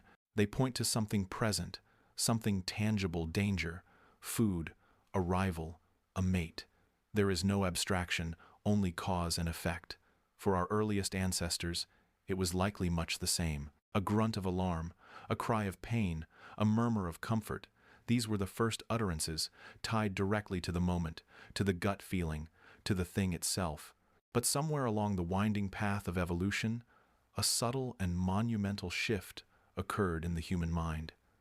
We began to decouple the sound from the immediate object or action. We started to assign arbitrary sequences of noise to concepts, to things that were not present, to ideas that had no physical form. The sound water was no longer just made when pointing to the river. It could be used to express thirst, to remember a past drink, to plan a journey to a spring tomorrow. This was the birth of the symbol. A sound became a signifier, a vessel that could be filled with a shared meaning. This was the genesis of true language, the move from signal to symbol. It was our species' first and most profound act of magic. We learned to trap the wind of our breath and give it a shape that could hold the entire world. Consider the words we hold most dear, the words for which we are willing to live and die. Freedom, homeland, love. What are these? They are not objects one can hold. You cannot place freedom on a scale or dissect love on a laboratory table. They are complex, nebulous constellations of ideas, emotions, and cultural understandings. They are collective agreements, stories we tell each other and ourselves. The ability of Homo sapiens to take a mere puff of air, the sound freedom, and have it evoke a powerful, shared, and motivating concept in the minds of millions is arguably our greatest cognitive leap. It allowed us to cooperate on a scale unknown to any other animal, not because we were stronger, but because we could share the same dreams, the same fears, and the same fictional realities. We could build communities not just on kinship, but on shared belief, codified and transmitted through these symbolic sounds. This symbolic power is not a relic of our ancient past. It is the very engine of our modern world. Our laws are intricate edifices built upon precise definitions of words. Our economies are networks of trust and promise, all articulated through language. We argue ferociously over terminology. Is it a conflict or a war? Is it a protest or a riot? We take to the streets because of words deemed offensive, because a slur is not heard as just a sound but as a violent negation of identity and dignity. Nations will fight and soldiers will die for a name on a map, for the idea of a country, a symbol that gathers land, history, and people into a single, potent concept. These are not disagreements about semantics. They are clashes over reality itself. For humans, the map is not just a representation of the territory. In a very real sense, the map times becomes times the territory. The word creates the world we inhabit. We live inside the stories our words tell. So when a voice speaks, it is never just making a noise. It is weaving a reality. It is invoking symbols that carry the accumulated weight of history, culture, and personal experience. A spoken word is a key that can unlock armies, open hearts, or build prisons of the mind. It is a tool that can cradle a newborn's future or club an opponent into submission. In the transition from mere sound to symbolic vessel, the human voice acquired a potency that is almost terrifying in its scope. It ceased to be a simple cry and became something far more formidable, an instrument of pure power. But if a word can build a reality, what happens when that word describes something we have never seen, a fear we have never faced? If the sound lion can make a child's heart race without ever having left the city, what other unseen terrors have we woven into the very fabric of our thoughts, simply through the stories we tell and the words we choose to whisper? A child who has never seen a snake, who has never felt its cool, scaly skin or heard the faint whisper of its movement through grass, will nonetheless recoil at the mention of its name. A story, a hissed warning from a parent, a picture in a book. This is all it takes. The heart beats a little faster, the eyes widen, an ancient, cold fear stirs in a place deeper than memory. How is it that the human mind can be so profoundly moved, so physically altered, by a danger it has never directly known? It is a paradox that lies at the very core of our being, a testament to a power we wield without ever fully understanding it. This power is language. It is our species' most remarkable adaptation, a tool that allows us to build bridges of meaning between separate islands of consciousness. With it, we can share not just the location of food or the approach of a storm, but the intricate, invisible landscapes of our inner worlds. We can transmit knowledge across generations, building libraries in the air, but we can also transmit something else, something more visceral and immediate. We can pass a fear from one person to another like a virus, a spectral infection that requires no physical contact, no bite or scratch. A whispered rumor of danger can travel faster and strike deeper than the danger itself. It is a form of emotional telepathy, where a feeling is born whole in another's mind, crafted solely from the clay of words. The mechanism for this is etched into the very architecture of our brains. Neuroscience reveals that when we hear a vivid, threatening story, our neural circuitry lights up in a pattern strikingly similar to when we are facing a real, physical threat. The amygdala, that ancient sentinel of fear, does not greatly concern itself with the source of the alarm. The sound of a twig snapping in a dark forest and the description of a monster lurking in that same forest can trigger the same primal cascade of hormones, the adrenaline, the cortisol. Our body prepares for fight or flight based on a report, a second-hand account. This is why a single campfire tale about a hook-handed man can haunt a generation of teenagers. It is why myths of vengeful gods or hungry ghosts, told just once in childhood, can shape a lifetime of subconscious anxieties. The story becomes a ghost in our neural machine, a program that runs in the background, ever ready to sound the alarm at the slightest trigger. This primitive capacity for verbal haunting has not been lost to history. It has been amplified, weaponized, and scaled to a societal level. The modern world is a carnival of imagined fears, a theater where shadows are cast not by firelight but by pixels on a screen. Social media algorithms are master curators of anxiety, feeding us a tailored diet of outrage and peril. A rumor about a product, a baseless theory about a vaccine, a distorted narrative about a group of people. These ideas can spread through the population with the virulence of a plague, triggering mass panic, emptying supermarket shelves, or mobilizing mobs. The stock market trembles on the whisper of a crisis. Political landscapes are reshaped by expertly crafted narratives of us versus them, of looming catastrophe or promised salvation. This is not new magic. It is the oldest magic we possess, now operating at light speed and on a global scale. The campfire is now worldwide, and the stories we tell upon it are more potent and more dangerous than ever before. So we find ourselves in a peculiar bind, heirs to a double-edged sword. Language, the very tool that lifted us from the ignorance of the savannah, is also the vehicle for our most baseless terrors. It allows us to conceive of a future and plan for it, but also to dread possibilities that have never and may never come to pass. We can be haunted by phantoms of our own collective making, chased by lions we have never seen. We build our realities, our societies, and our deepest fears out of the same material, words. They are the loom on which we weave the fabric of meaning, but a single thread of fear can twist the entire pattern. We share information, but we sow emotion. And in that fertile ground, what else can we grow from a seed of a story? If words can conjure fear from nothing, then what other invisible architectures can they build? Can a simple statement, repeated and agreed upon, become as solid as a wall, as sharp as a claw?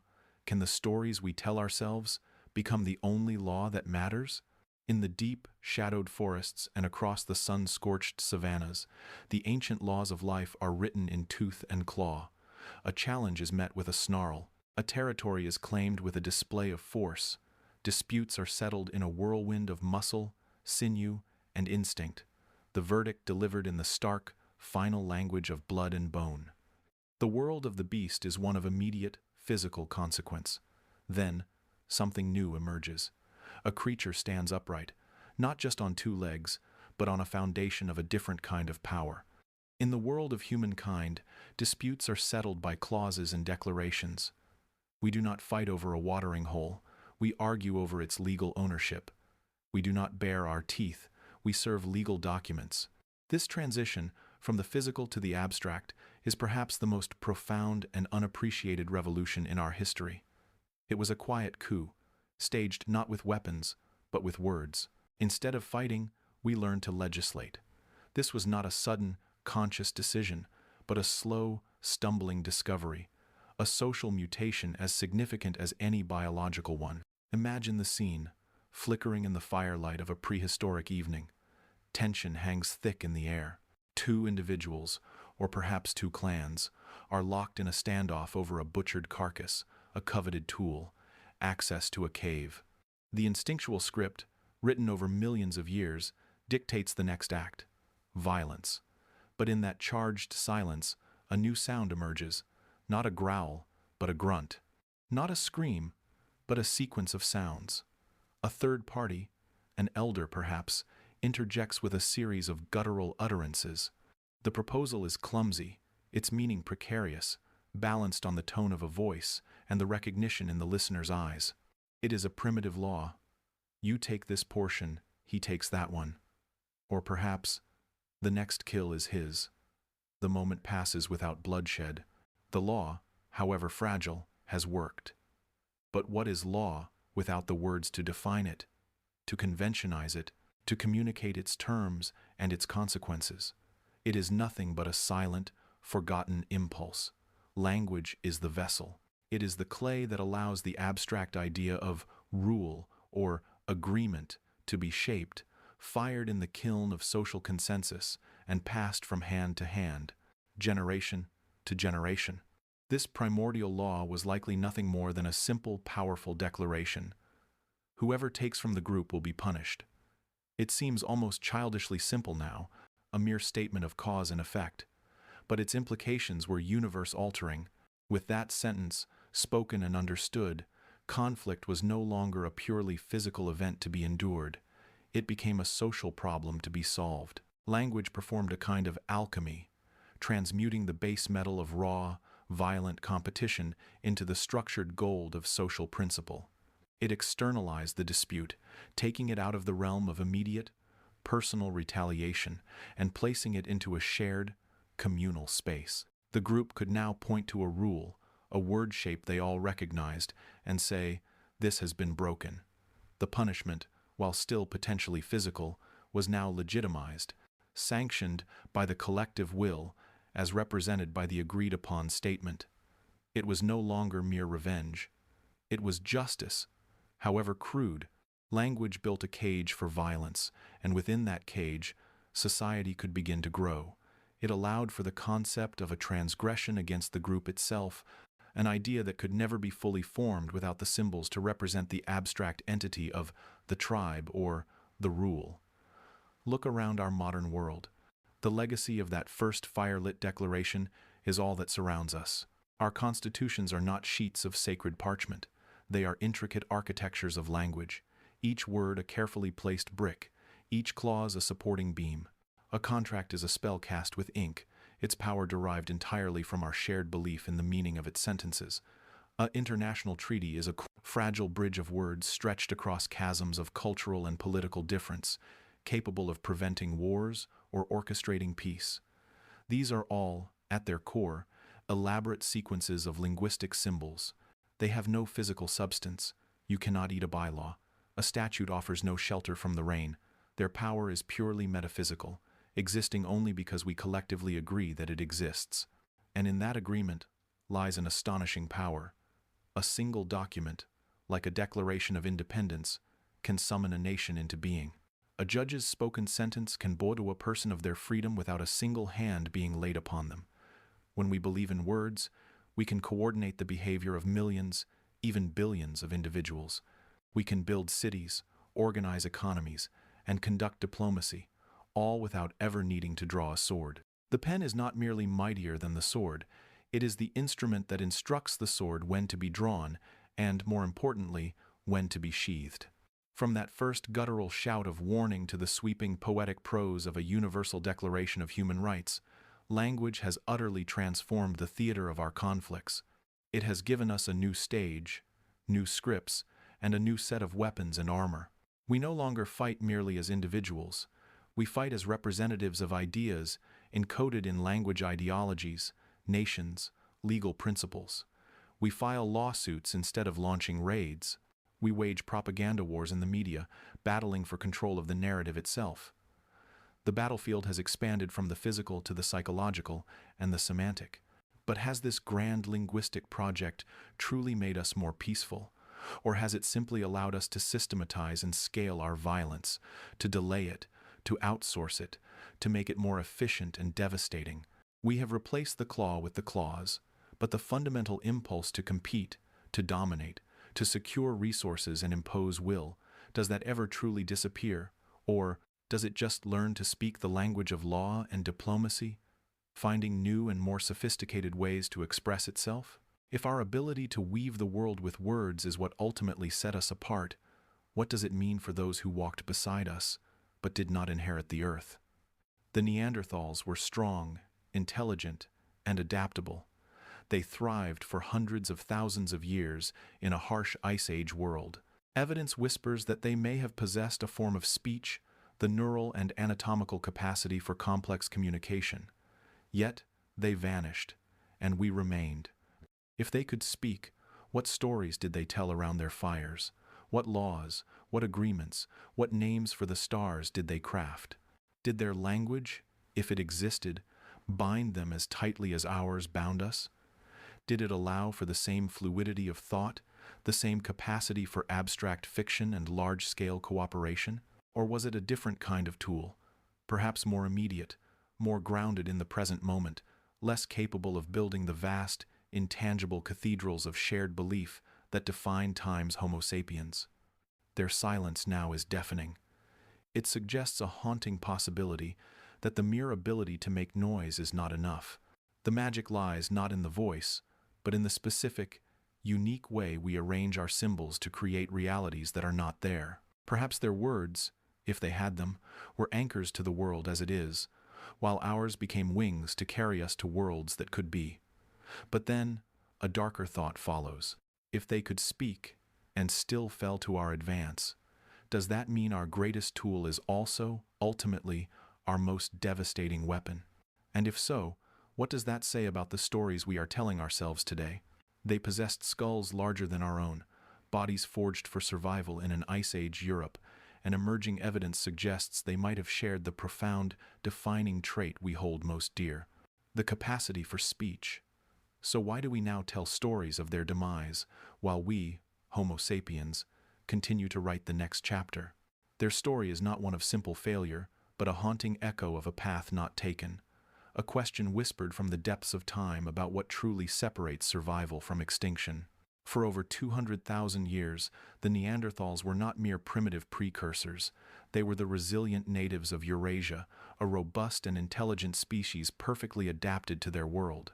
They were not silent brutes. Their hands, strong and capable, crafted sophisticated stone tools, the Levallois technique, a precise and calculated method of flaking stone that spoke of forethought and tradition. Their minds perceived a world beyond the immediate. We find evidence of pigments, of ochre used perhaps for symbolic expression, for marking identity. Most poignantly, they buried their dead. In shallow graves, we find skeletons curled in a fetal position, sometimes accompanied by a treasured tool or a scattering of flowers. This is not the action of unthinking beasts. It is a silent ritual that screams of emotion, of grief, or perhaps a belief in something beyond the visible world. They were here, they felt, they lived complex lives, and for millennia, they were alone. Then, we arrived. The question of their voice is perhaps the central mystery, the ghost in the machine of their extinction. The evidence is a tantalizing, frustrating puzzle. We have recovered the hyoid bone from a Neanderthal skeleton, a small, horseshoe-shaped bone in the throat that in us is crucial for the complex modulation of sound. Its shape is strikingly similar to our own. Then there is the gene, FOXP2, often dubbed the language gene for its critical role in our own capacity for speech and language processing. Genetic sequencing revealed that Neanderthals possessed the same variant of this gene as modern humans. The building blocks, the biological hardware, seem to have been in place. They could likely talk. But language is more than sound. It is structure. It is syntax. It is the infinite combinatorial power to say not just danger, but the large cat with a wounded paw is hiding behind the fallen pine to the north. Here, the evidence grows murkier. Their vocal tracts, while capable, may not have been as finely tuned as ours, potentially limiting the range and nuance of their vowels, a phenomenon known as reduced phonetic potential. More crucially, endocasts of their brain cases, the faint impressions left on the inside of their skulls, show they had a version of Broca's area, a region vital for language production. But was it as developed? As well connected to other regions of the brain? The neural architecture for the lightning-fast, recursive, abstract thinking that defines human language may have been different. Perhaps their communication was rich in emotion, immediate in warning, and deep in social bonding, but lacked the intricate grammar to build castles in the air, to plan for a distant spring, or to weave a story about a hero who never was. This subtle divergence in cognitive architecture might have made all the difference in the world. It is the space between a command and a parable. Imagine two groups facing the same harsh winter. One group can communicate with absolute efficiency. Hunt. Now. There. The other can say, "My grandfather told me that when the wind blows from the east and the deer are thin, we should remember the valley beyond the mountains where the sun lingers longer. If we leave now and work together, we can reach it before the deep snows." The first is a statement of fact. The second is a collective dream, woven from memory, metaphor, and a plan for a future that does not yet exist. It is a narrative. Homo sapiens' times may not have been stronger or inherently smarter, but we seem to have been unparalleled storytellers. Our groups, bound by shared myths, gods, and ambitious futures, could scale cooperation to unprecedented levels, forming larger, more flexible, and more resilient networks. Was our advantage not strength, but gossip? Not just tool-making, but tale-telling? So, if the Neanderthals did have a voice, their tragedy was perhaps not that they were silent. Their world was likely filled with sound, with calls, with meaning. Their ending suggests that the critical evolutionary advantage may not have been speech itself, but a particular kind of speech, a way of using words that allows 100 strangers to believe a common story, to coordinate under a shared banner, to innovate not just tools, but social structures. The Neanderthals' world was real, immediate, and physical. Our ancestors began to live increasingly in a world of shared fiction, which, paradoxically, gave them a decisive grip on a reality that was changing rapidly. The Neanderthals' voice, if it existed, might have been perfectly suited for the world they had always known. But when a new species arrived, one that could rewrite reality with words, their world was no longer enough. Perhaps then, the ultimate difference was not the ability to say, "There is a lion," but the ability to say, "The lion is the spirit of our ancestor, and if we are brave, he will grant us his strength." What is the power of a story, if not to change the world for those who believe it? And if a shared story is what ensured our survival, what does that say about the very first stories our ancestors ever told? What urgent primal message were they trying to convey when they pressed their painted hands against the cold, dark walls of a deep cave, leaving behind not a tool, not a weapon, but a signature? Deep within the cool, silent darkness of a cave, a hand presses against the cold, rough canvas of stone. A mixture of pigment and breath is blown around it, leaving a ghostly echo on the rock. The hand pulls away, but the signature remains. Not a signature of ink, but of existence itself. This silent act, repeated across millennia from the caves of France and Spain to the islands of Indonesia, was never mere decoration. It feels like something more intimate, more urgent, a message cast across an impossible gulf of time. What were these ancient artists, our ancestors, trying to say? Were they simply marking their presence, or were they reaching out, attempting to bridge the abyss of the future with the one universal tool they possessed, the human hand? These stencils, these negative spaces, are haunting. They are not paintings times of time's hands. They are the absence times left by time's hands. They are a memory made physical. To stand before them today is to feel a profound and eerie connection. The rock is cold and eternal. The handprint is fragile, temporal. It is a paradox made pigment.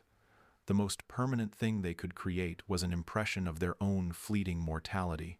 In the flickering light of a torch, these hands seem to dance on the wall, a chorus of shadows from a world we can scarcely imagine. They are not grand depictions of the mighty bison or the elusive stag, which speak of prowess and survival.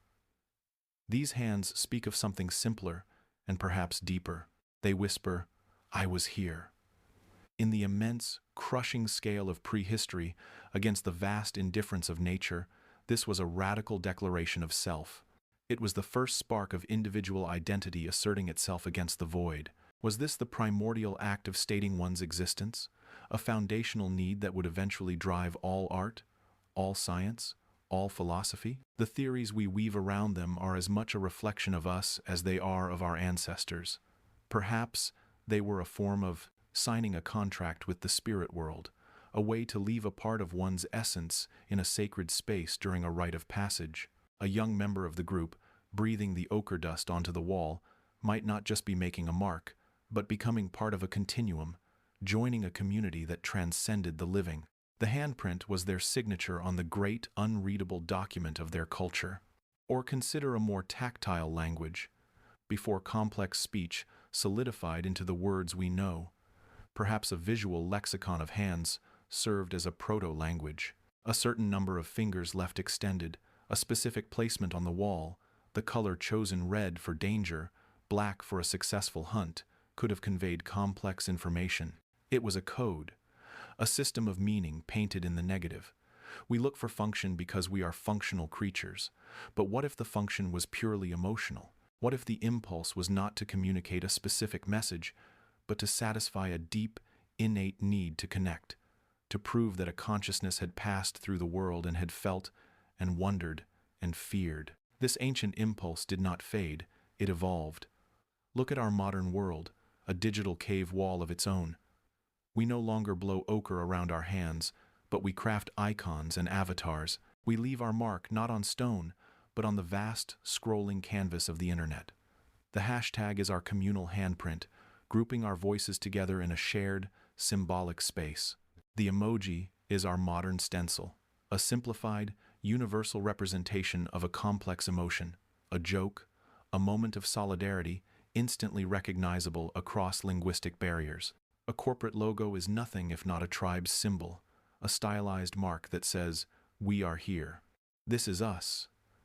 We are still that same species, desperate to say, "I was here," and to find others who have left the same mark. Our need to belong, to identify, and to signal our presence to our tribe is encoded in our very being, a direct inheritance from those who stood in the flickering dark, arm deep in time. Are our most advanced digital rituals merely polished echoes of that first primal urge to leave a trace? So, the cave holds its silence, keeping its secrets close. The hands remain, offering no definitive answers, only a profound invitation to wonder. They are a powerful reminder that communication began not with a word, but with a gesture, not with a complex sentence, but with the simple, powerful statement of a self against the world. They tell us that long before we learned to build with words, we were building with meaning. The story they tell is not wrapped in a neat conclusion. It is open-ended, like the negative space they occupy. It is the beginning of a conversation that we are still having. If a single hand, isolated in the darkness for 40,000 years, can provoke such a cascade of questions and theories, then perhaps it achieved its goal. It made us look. It made us listen to the silence.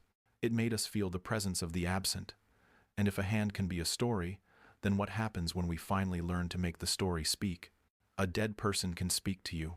Their voice, silenced for centuries, can still reach across the chasm of time, not as a ghostly whisper, but as a crisp, deliberate thought etched into clay or scrawled on parchment. They can argue with you, teach you, break your heart, or make you laugh. They can tell you the price of barley in a Mesopotamian market, or the secret name of a god carved deep within an Egyptian tomb. This is not magic, though its effect is nearly the same. This is the profound and unsettling power of writing. It is a form of time travel, a rebellion against the finality of death and the fragility of memory. With the invention of writing, the human story ceased to be a campfire tale, told and retold until the edges blur and the original teller is forgotten. It became a record. History, in its truest sense, began not with events, but with our ability to pin them down, to hold them up to the light of future days and say, "This happened." For hundreds of thousands of years, our ancestors lived and died within the narrow confines of the spoken word. Language was a beautiful, ephemeral thing. It lived on the breath, a sound born in the lungs that hung in the air for a moment before vanishing forever into the silence. It was bound by the range of a human voice and the reach of a human ear. Knowledge was a currency exchanged only face to face, its value decaying with the memory of its holder. A master toolmaker could teach his apprentice. A grandmother could tell her grandchild the old stories, but the chain was fragile. A single broken link, a sudden illness, a forgotten detail, and a lifetime of accumulated wisdom could be lost to the void. The world was a vast, echoing room where every conversation was whispered, and every whisper was instantly swallowed by the dark. Then, something shifted in the human mind. It was a cognitive leap, as significant as the discovery of fire. We began to make our thoughts visible. In the Fertile Crescent between the Tigris and Euphrates rivers, the ancient Sumerians needed a way to keep track of their complex transactions, so many jars of oil, so many head of cattle. They started by pressing the end of a reed into soft clay, making simple marks. These pragmatic scratches, these accounting notes in the mud, slowly evolved. They became more elaborate, taking on the wedge-shaped forms we now call cuneiform. A symbol was no longer just a count of grain. It could be the name of a king, a prayer to a deity, a law for the people. At almost the same time, along the life-giving Nile, another civilization was painting a different kind of story.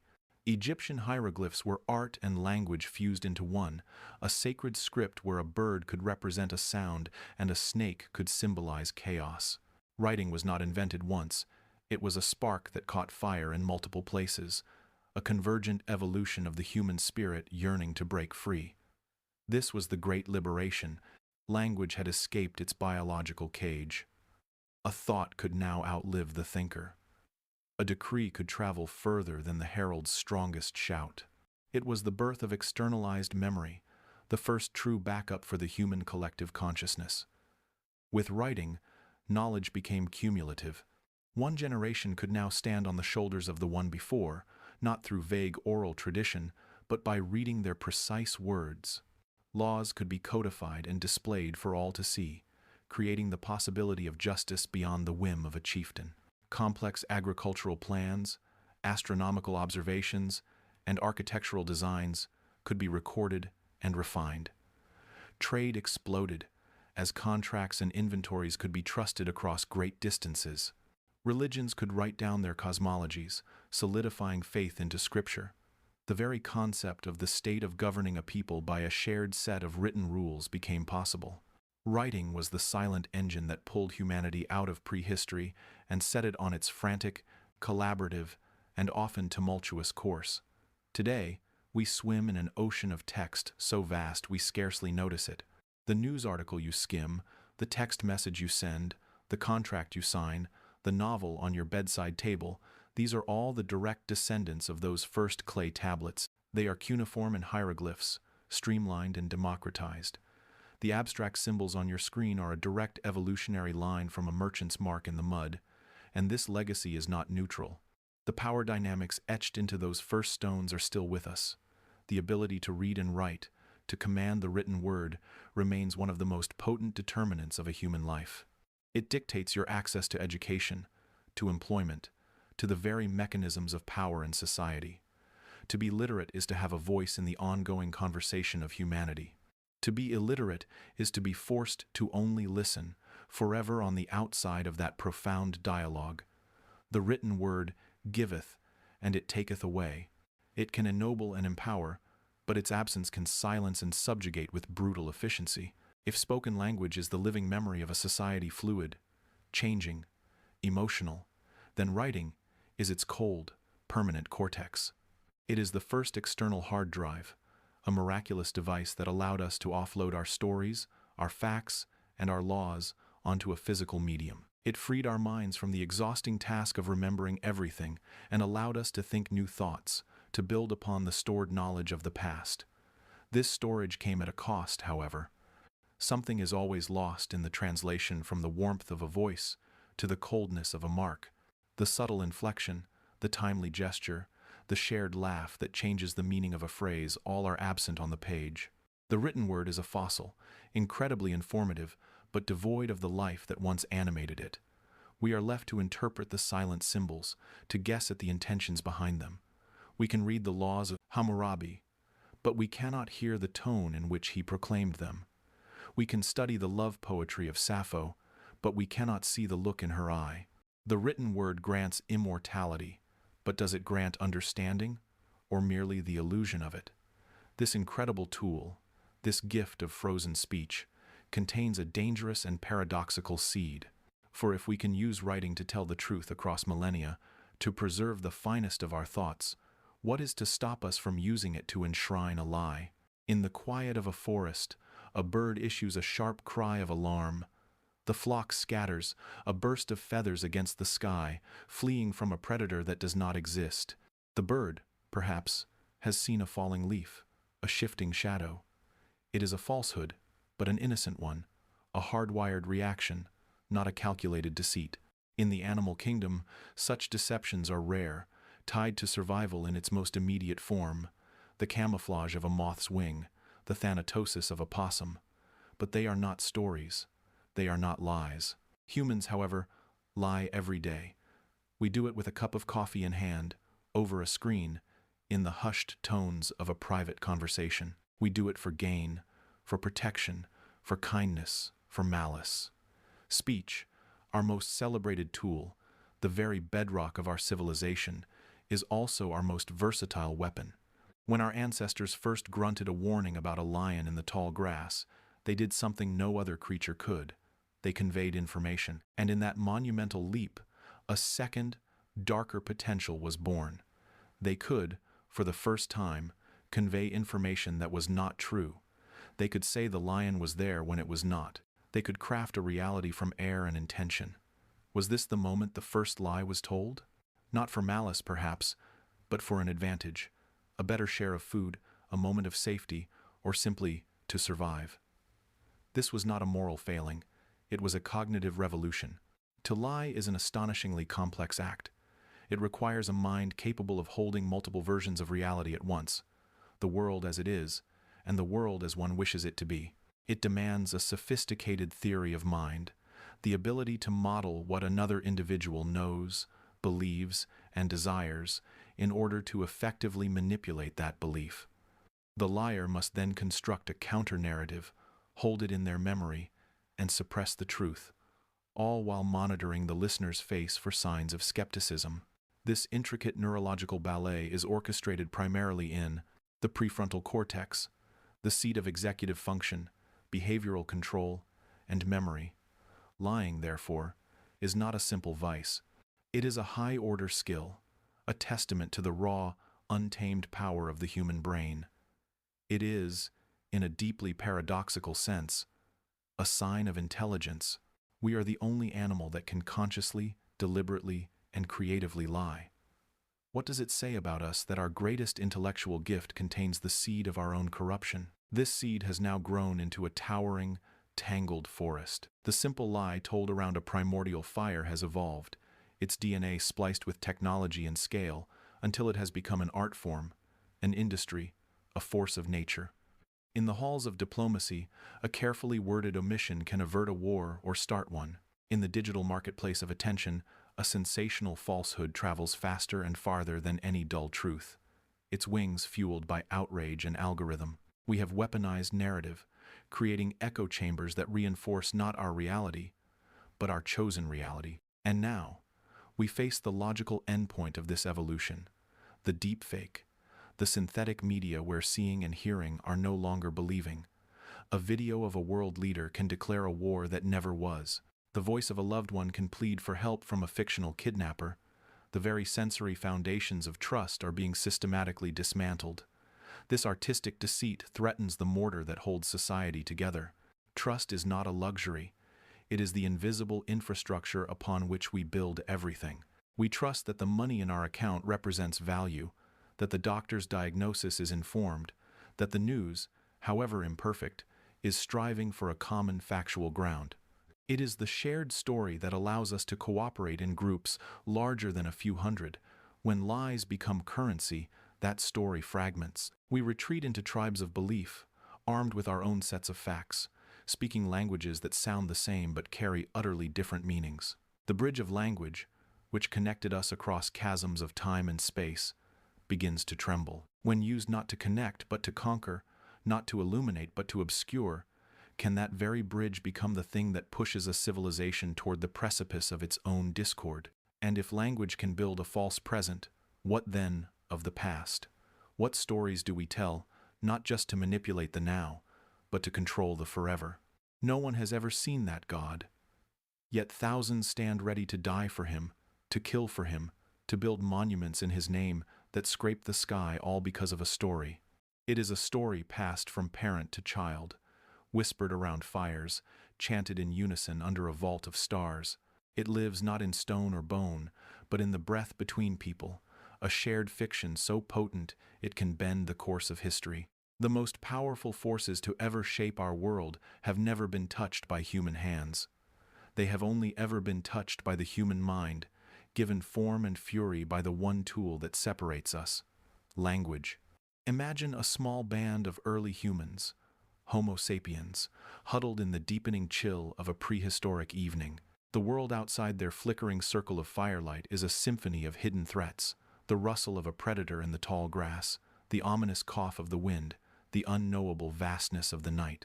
Their language, until this point, might have been a practical thing: a grunt to signal danger, a gesture to point to ripe berries. But then, a cognitive shift occurs, a subtle rewiring that allows for something miraculous. They begin to use words not just to describe the tangible times what is, but to articulate the intangible times what if. They can speak of the past in a new way, not just as a series of events, but as a narrative with meaning. They can speak of the future, not just as a need for food tomorrow, but as a promise or a threat. And most profoundly, they can speak of things that have never been and never will be seen. It is in this cognitive space that the first deities are born, not from a lightning strike, but from a sentence. The story begins, perhaps, with an ancestor. Not just grandmother died, but grandmother's spirit watches us from the great herd in the sky. This is not a lie, it is a leap. It is the application of a newfound ability, abstract storytelling to the most terrifying abstraction of all, death. Language allows them to populate the terrifying emptiness with figures of their own imagining. A rumbling volcano becomes the anger of a mountain spirit. The life-giving sun becomes a radiant god on a daily journey. These are not just explanations for a mysterious world. They are the first drafts of a shared reality, a collective agreement written not on paper, but in the neural pathways of a tribe. This ability to believe in a shared fiction is, perhaps, one of humanity's most peculiar and powerful traits. Faith, in this light, is not a divine revelation but a biological byproduct. It is the accidental offspring of our brain's capacity for abstract narrative. And this accident proved to be incredibly useful for survival. A tribe that shared a belief in a watchful ancestor or a punishing sky god possessed a powerful social glue. The story codified morality the god decrees we must not steal from each other. It controlled behavior the god will punish the wrongdoer, even if no tribesman sees the crime. It forged unity. We are the people who believe in this story, and they are the outsiders who do not. The story became a manual for social cohesion, allowing groups to coordinate on a scale impossible for other animals. The truth of the story was irrelevant. Its utility was everything. It only required one thing, that enough people believed. The power of the storyteller thus became the first form of true power. The one who could narrate the will of the gods, interpret the signs in the clouds, or recount the epic deeds of the ancestors held immense influence. They could quell a panic with a parable, or ignite a crusade with a prophecy. Their words could justify laws, demand sacrifices, and anoint kings. The narrative became a tool for social control, a soft, invisible cage built from ideas, far stronger than any prison of wood or stone. It was a covenant written in whispers, a contract signed not with ink but with belief, compelling individuals to act against their immediate self-interest for the perceived good of the story itself. Is the shaman who speaks for the spirit a cynical manipulator, or is he the first true believer, so convinced by the story he helped to weave that he cannot see the seams? Look around the modern world, and you will see that we never left this world of stories, we simply gave them new names. The grand ideologies of the 20th century, with their elaborate theories of history and promised utopias, were not so different from religious eschatology. They offered a narrative arc from oppression to liberation, from decay to purity, that millions were willing to kill and die for.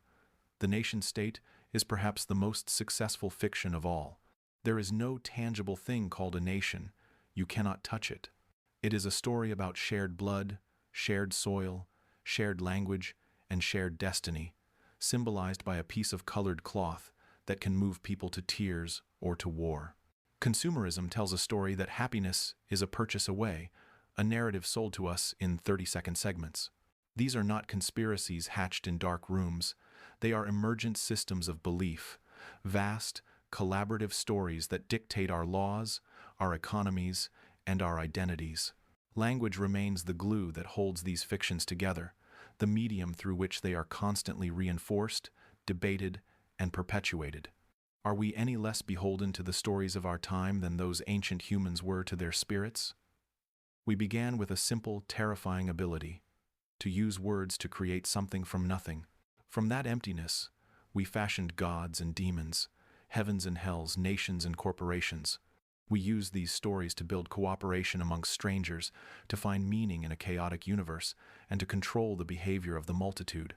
In a profound and paradoxical act of creation, humanity spoke its deities into existence, and in doing so, we willingly handed them the reins. We allowed these figments of our collective imagination, these children of our narrative minds, to dictate our morals, our wars, our loves, and our laws. The tool of our liberation became the architect of our captivity. We are the animals who tell stories, and thus, we are the animals who live forever in the grip of the stories we tell. But if our gods are born from our words, who truly holds the power, the creator or the creation? And what happens when the story turns violent, when a whisper becomes a roar that mobilizes thousands not to pray, but to perish? A single, misplaced whisper in the market square. A distorted fact, passed from ear to ear, gathering momentum and malice with each retelling. By nightfall, that whisper is a roar. Windows are shattered, homes smolder. A community, once bound by shared stories, is torn apart by one. This is the alchemy of language at its most potent and perilous. It is not merely a tool for description, but a trigger for collective action. It can build a civilization or burn it to the ground with nothing but a sequence of sounds, arrangement of symbols. We often think of words as passive vessels, carriers of meaning from one isolated mind to another. But this view is incomplete, a quiet underestimation of a fundamental force. Language is kinetic energy. It is a neural catalyst that bypasses slow, individual reasoning and taps directly into the ancient, shared circuitry of the tribe. A well-placed word can stimulate a jolt of fear that spreads through a crowd faster than any visible threat. It can conjure a shared phantasm of an enemy, a unifying outrage that transforms disparate individuals into a single, moving organism. This organism can flee in panic, riot in fury, or rise in revolution. The ability to coordinate en masse, to act as one based on a shared narrative, was arguably one of humanity's greatest evolutionary leaps. It allowed us to hunt giants, build cities, and defy the elements. But every tool of creation can be turned to destruction. The same mechanism that orchestrates a harvest festival can orchestrate a pogrom. Is this the price of our social sophistication, a built-in vulnerability to psychological domino effects? This phenomenon is not new. It is ancient, wired into our deepest social instincts. Long before social media algorithms, our brains were already finely tuned receivers for the signals of our herd. In our prehistoric past, survival depended on reading the group. A sudden shout, a specific tone of alarm, these were not just information but commands that triggered immediate, life-saving flight. This instinct remains, buried just beneath the surface of our modern civility. We are primed for what we might call belief contagion. A rumor of scarcity can empty supermarket shelves in hours. A charismatic leader's vision can inspire thousands to abandon reason for a collective dream. We see it in the fervor that birthed revolutions, where ideas of liberty and equality became viral, animating the masses to reshape the world. And we see its horrifying mirror image in the genocidal propaganda that systematically dehumanizes a group, turning neighbors into executioners with nothing but repeated, poisonous narratives. The language itself becomes a weapon, and belief is the infection that ensures it finds its target. What does it say about our species that our greatest collaborations and our most horrific atrocities spring from the same psychological well? Our modern world has not diminished this primal power, it has supercharged it, placing a megaphone in front of every whisper. Facebook, X, TikTok, these are not merely platforms for connection. They are the new ecosystems for collective language, digital petri dishes where ideas, facts, and falsehoods can replicate at a speed and scale previously unimaginable. A viral tweet does not travel person to person, it blooms, instantly, in the consciousness of millions. The algorithms that govern these spaces are not neutral curators. They are engines of engagement, designed to prioritize content that triggers our most base, emotional responses, fear, anger, tribal loyalty, a lie, often being more sensational and emotionally resonant than a bland truth, can circumnavigate the globe while the truth is still putting on its shoes. These platforms have become the ultimate testing ground for our evolutionary instincts, pitting our ancient hunger for belonging and compelling narrative against our fragile capacity for critical thought. The contagion of belief now. spreads faster than any biological virus, its symptoms manifesting in polarized societies, radicalized individuals, and a shared reality that seems to be fracturing into a million incompatible shards. If a single whisper could burn a village, what is the destructive potential of a trending hashtag? So, we are left to ponder the weight of a word. In a vacuum, it is harmless. It has no mass, no physical form. It cannot draw blood. But released into the wilds of human society, it takes on a life of its own. It becomes a meme in the truest sense, a unit of cultural transmission that replicates, mutates, and evolves. A single speech did not kill 6 million Jews, but the meticulously crafted language of hatred that preceded it made the Holocaust conceivable, then possible, then real. It rewired the moral compass of a nation. Language can craft the collective memory of a people, forging a shared identity from the stories told and retold about who they are and where they came from. But in its shadow, it also forges the unyielding bars of inherited prejudice, passing down ancient grudges and reductive stereotypes to each new generation, ensuring that the battles of the past are never quite over. If the words we use can so effortlessly build walls or ignite wars, then what responsibility do we bear for the echoes they create long after our own voices have fallen silent? You hate something, a taste, a sound, a type of person with a visceral certainty that feels like your own. Yet, you have no memory of the event that seeded this aversion. It's a ghost in your machine, a pre-installed prejudice. Where did it come from? Language. It is the vessel, the silent courier that delivers not just facts, but the very architecture of feeling. It carries the collective memory of a people, a family, a culture. But nestled within those stories, those histories, those whispered warnings, is another, more insidious cargo: inherited bias. History, tradition, myth, these are the pillars of our shared identity, and they are built entirely of words. Language is the loom on which the tapestry of collective memory is woven. We are taught the grand narratives of our ancestors, their triumphs and failures, their heroes and their villains. We learn the old songs, the folktales told beside the fire, the family anecdotes repeated at gatherings. This is how we know who we are. It is a profound and beautiful inheritance. But a tapestry can be mended, altered, or even deliberately rewoven. The threads of memory are not immutable facts. They are fragile, subjective impressions passed from one hand to another, from one generation to the next. With each retelling, a detail is emphasized, another is softened, a motive is questioned, a hero is born. The memory becomes less a perfect recording and more a living story, evolving to serve the needs of the present. It can be bent by the weight of power, twisted by grief, or colored by pride. So, what we receive is not raw history, but a curated version of it, polished by time and agenda. Is a shared identity even possible without this gentle, or sometimes not so gentle, manipulation of the past?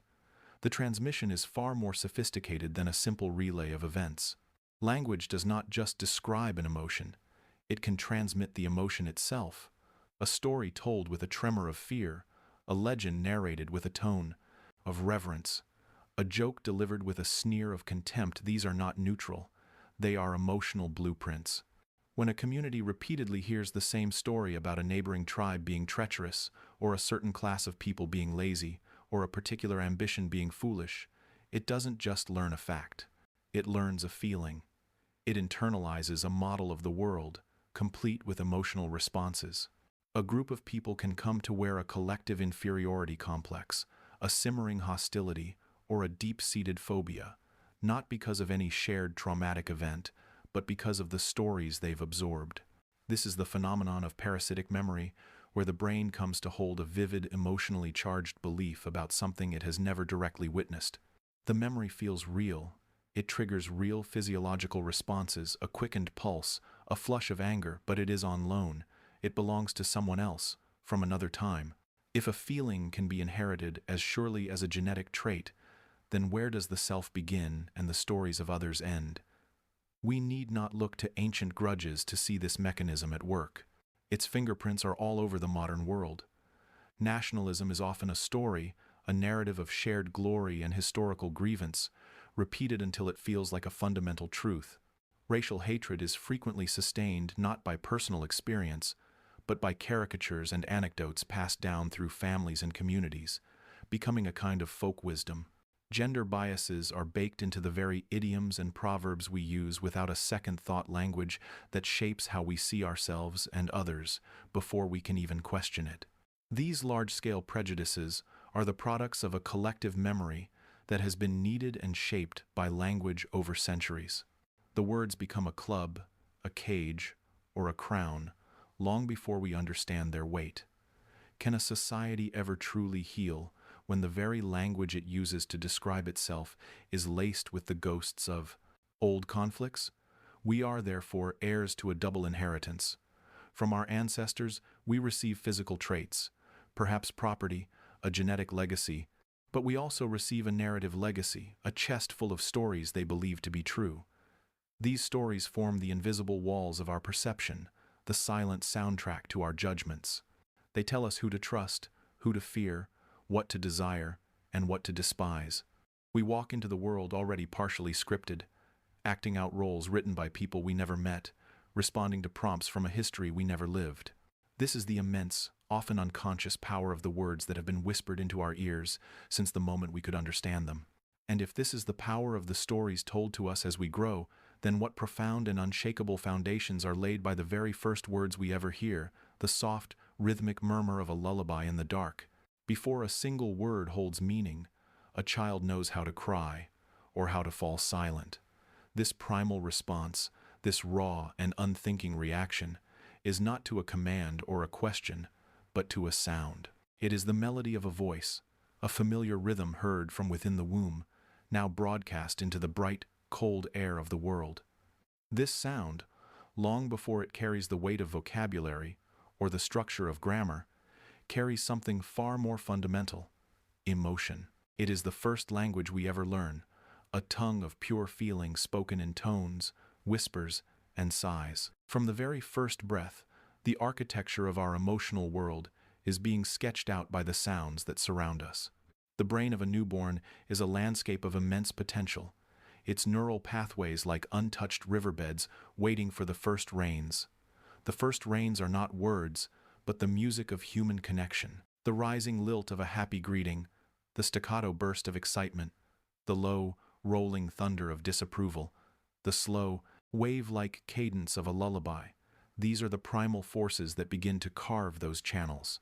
They bypass the nascent centers of logic and reason, traveling a more ancient road directly to the amygdala, the seat of fear and joy, and to the brainstem, which governs our most automatic responses.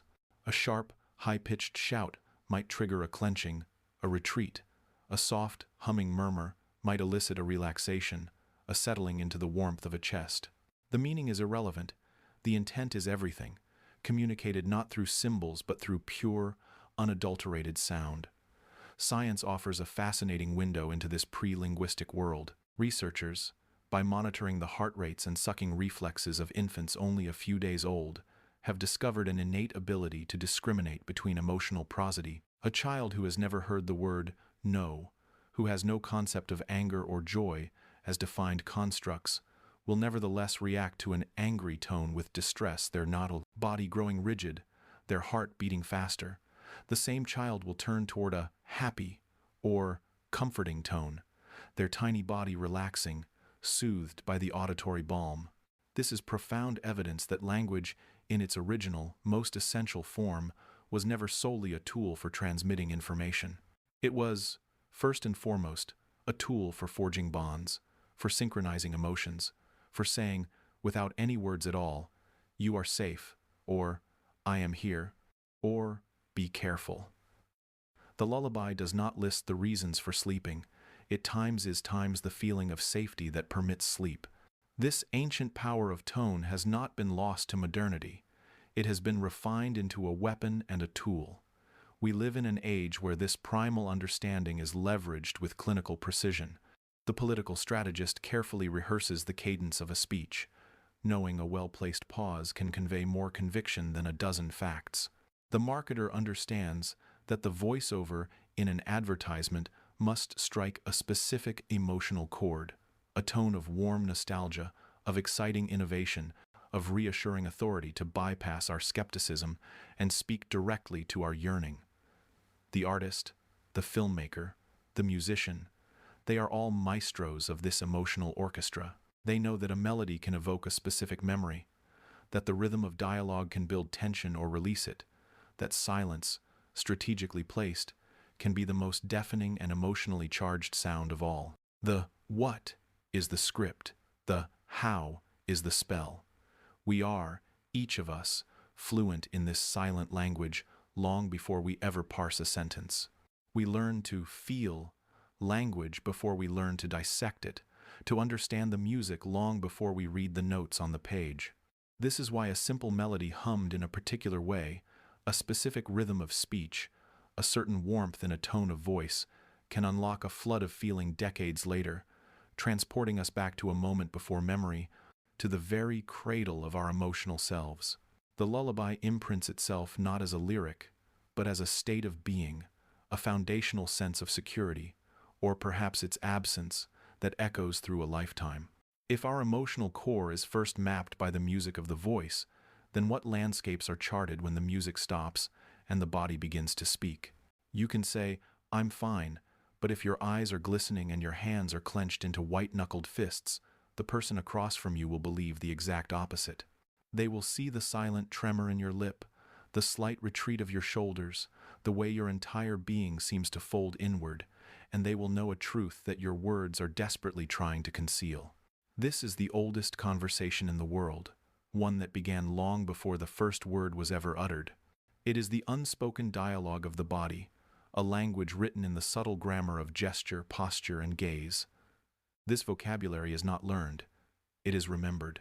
It is etched into the very architecture of our being, a relic from a time when survival depended not on eloquent speeches, but on the instantaneous reading of a twitch, a flinch, or a widening of the eyes. Our prehistoric ancestors, long before they could shape the complex sounds of language, communicated in this rich, visual syntax. A shared glance across a fire could signal danger. A relaxed posture could invite companionship. A bared tooth could end a conflict before it began. Their world was built on a foundation of silent understanding, a continuous stream of data flowing between bodies, telling stories of fear, trust, alliance, and threat. This is the primal stage upon which all human connection was first built, a stage we still perform on every single day, often without ever realizing we are holding a script. Science has given this profound dance a name, kinesics for the language of movement and gesture, and proxemics for the intricate, unspoken rules of personal space we all obey. These are not soft sciences of vague intuition. They are the rigorous study of a parallel communication network operating just beneath the surface of our conscious awareness. Our brains are wired with dedicated circuitry to process this flood of nonverbal information, analyzing it in tandem with the words we hear. We are constantly decoding, often in a matter of milliseconds, the congruence or dissonance between what is said and what is shown. This is why we can feel a nagging sense of unease around someone whose story checks out logically, but whose arms remain tightly crossed, whose smile doesn't quite reach their eyes. The body, it seems, keeps a score that the mind sometimes tries to forget. Some of these expressions are so universal, so deeply hardwired, that they transcend culture, geography, and upbringing. The expression of pure fear, eyes wide, mouth agape, is recognized by a child in a remote village and a banker in a metropolitan city. The flush of anger, the slump of sorrow, the radiant beam of genuine joy, these are a universal human lexicon. They are our biological inheritance, a shared emotional fingerprint that suggests a common origin story for all of humanity. They are the raw, unfiltered data of our inner lives, broadcast for the world to see. But if this language is so innate, so fundamental to our existence, what happens when we build a world that deliberately strips it away? We now inhabit a realm of pixels and text, a digital landscape where communication has been flattened into typefaces and emoji. In this new world, the body has been seemingly erased. We converse with disembodied words on a screen, devoid of the reassuring timbre of a voice, the affirming nod of a head, the subtle shift in posture that conveys empathy or concern. This absence creates a vacuum, a fertile ground for misunderstanding to bloom. A sarcastic comment, without the wry smile that should accompany it, becomes an insult. A simple statement, without the soft tone that gives it warmth, feels cold and abrupt. It is no accident that we instinctively fought back against this impoverishment. We invented emojis, reaction buttons, and video calls in a desperate, collective attempt to re-embody our words, to graft a sliver of that lost, nonverbal context back onto our digital conversations. We are, in essence, trying to paint a picture of our body language using the crude brushes of a keyboard. But can a smiling yellow icon ever truly capture the complex, fleeting humanity of a real smile? This leaves us with a haunting paradox. We spend our lives learning to master the spoken word, to articulate our thoughts with precision and clarity. We use language to persuade, to promise, to comfort, and to conceal. Words can be crafted, edited, and weaponized. They can build empires or tell beautiful lies. But the body? Its dialect is far more difficult to fake. It speaks in the involuntary hitch of a breath, the unconscious mirroring of a loved one's pose, the subtle dilation of pupils when we see something we desire. It is a truth-teller that often betrays the carefully constructed fiction of our speech. We may say we are confident, but our fidgeting hands tell a story of anxiety. We may claim indifference, but our feet, pointed eagerly towards someone, reveal our keen interest. The body whispers the secrets the mouth is too proud to utter. So, if our words can so easily become a mask, and our bodies the reluctant truth-bearer, what does it mean to truly listen? Perhaps real communication begins not when we hear the words, but when we learn to see the silence. When we pay attention to the symphony playing in the space between sentences, to the stories told by a downward glance or a nervous shuffle. The most profound truths are often held not in the voice, but in the hush, and in a world increasingly shouting with words, is the quiet, unspoken narrative of the body becoming the most authentic thing left to hear? This silent language was our first cradle of understanding, the glue that held tribes together before laws were written or stories were recorded. It makes one wonder, then, how we ever managed to build something as complex as civilization relying on words alone. What are the other pillars, the sacred texts, the shared myths, the written codes that allowed us to scale this silent understanding into the towering edifice of human society? Before wheels turned, before currents flowed, before networks connected, humanity built its first societies with nothing more than three fundamental tools: the symbol, the spoken word, and the shared agreement. This was the original trifecta of power, not forged in steel but in the human capacity for abstract thought. Civilization did not begin with technology in the modern sense. It began with a revolution in communication. The simultaneous emergence of written symbols, abstract spoken language, and primitive codes of law marked the pivotal turn from nomadic bands to the first bustling cities, a transition built not on stone foundations but on linguistic ones. Imagine the scene along the fertile banks of the Nile, the Tigris and Euphrates, or the Yellow River. The air is thick with the smell of damp earth and baking bread. People barter, argue, and celebrate. In the midst of this familiar human chaos, a new kind of order is being inscribed. A scribe presses a stylus into wet clay, not to draw a picture of a grain sack, but to mark a symbol times for times it.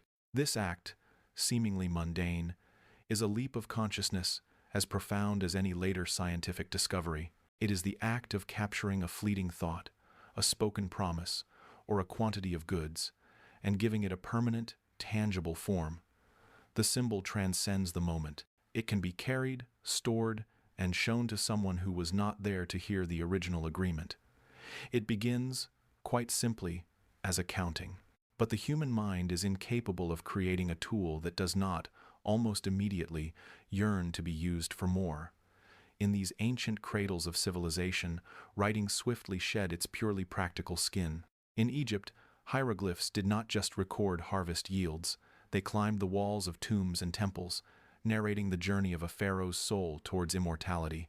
They were not mere words, they were sacred art, believed to hold intrinsic power. To know the true name of a thing, to inscribe it correctly, was to wield control over it. In Mesopotamia, cuneiform script evolved from tallying livestock to recording the Epic of Gilgamesh, a story that grapples with love, loss, and the very human desire to cheat death. In China, oracle bones cracked under heat revealed the earliest Chinese characters, a direct dialogue with the divine will of ancestors.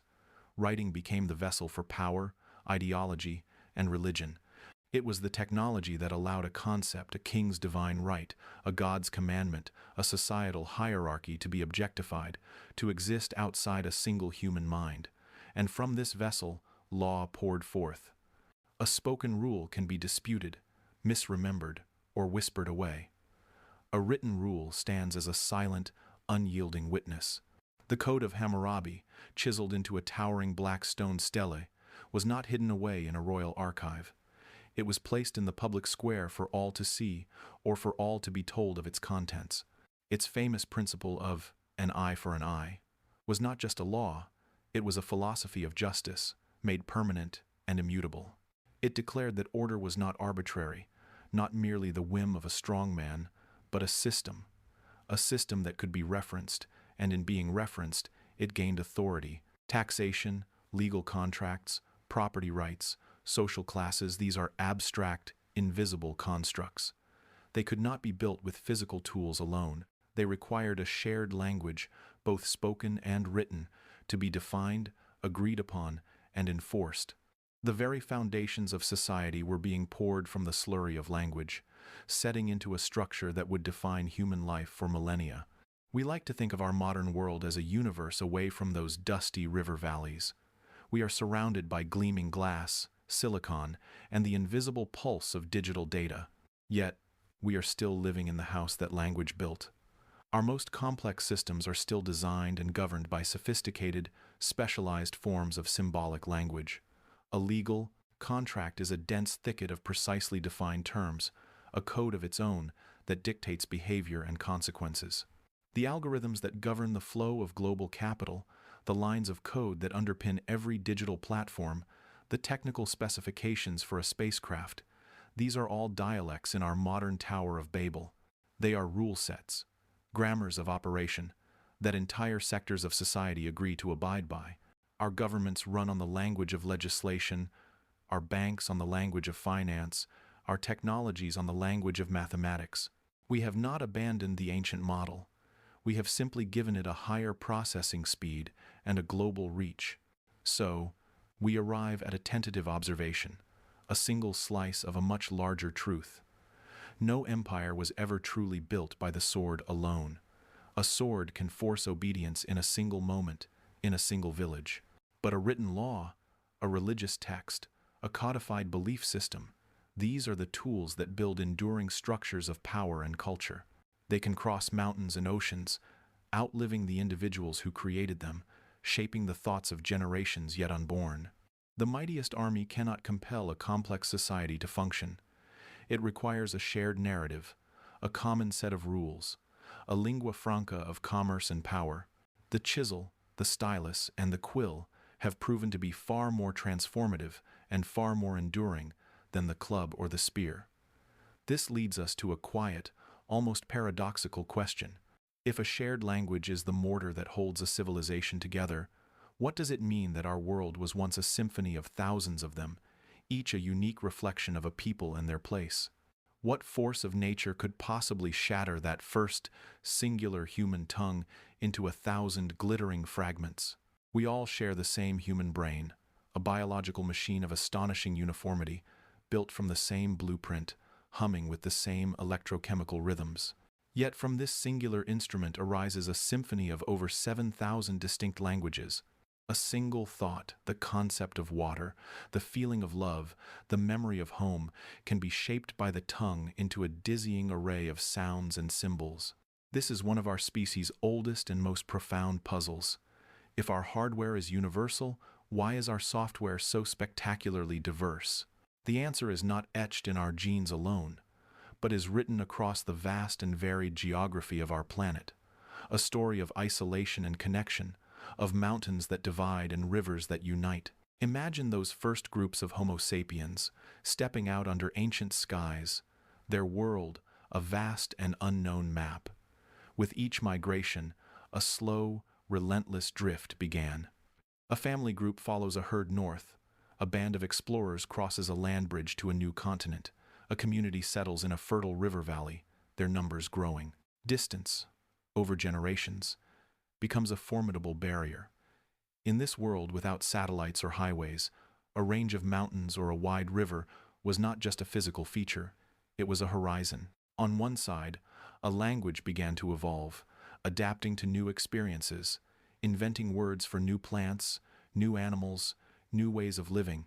On the other side, the same process was unfolding, but in a different direction, shaped by a different landscape, different challenges. The single tongue of the ancestors began to fray at the edges, then to split, like a trunk giving way to branches. Each new branch reached for its own patch of sunlight, its own cultural soil. This is where the story becomes a detective story, and linguists are the detectives. They trace the faint echoes of ancient words, following phonological clues across millennia. And they have found a startling correlation. The physical texture of the earth is mirrored in the complexity of its linguistic tapestry. Rugged, fractured landscapes, the highlands of Papua New Guinea, the cloud-shrouded peaks of the Caucasus, the dense rainforests of the Amazon, act as natural laboratories of language. Here, communities are cradled in isolation. Their languages diverge, evolve in spectacular and unique ways, accumulating layers of complexity that become impenetrable to outsiders. These regions are not just biodiversity hotspots, they are logospheres, where the density of languages per square mile is among the highest on Earth. An island, by its very definition, fosters endemism of both life and language. Conversely, open expanses, great sweeping steppes, flat deserts, navigable coastlines become highways of communication. Here, languages spread, conquer, and blend. They become tools of empire and trade, smoothing over differences, imposing a kind of linguistic uniformity across vast distances. The pattern is etched into the earth. Fragmentation begets diversity. Open terrain encourages consolidation.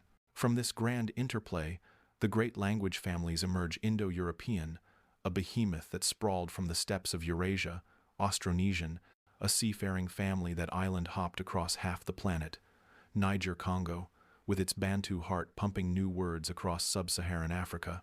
Each family represents a dynasty of diaspora, a phylogenetic tree of human movement. Yet, for all their breathtaking variety, these thousands of languages are all built upon the same silent foundation: the innate, biological capacity for language that is the birthright of every neurologically typical human child. A baby born in Tokyo or the Amazon basin arrives pre-wired for grammar, a hungry mind ready to absorb the specific sounds and structures of its environment. The language itself is a cultural invention, a magnificent and accidental byproduct of human sociality, but the engine that acquires it and drives it is universal.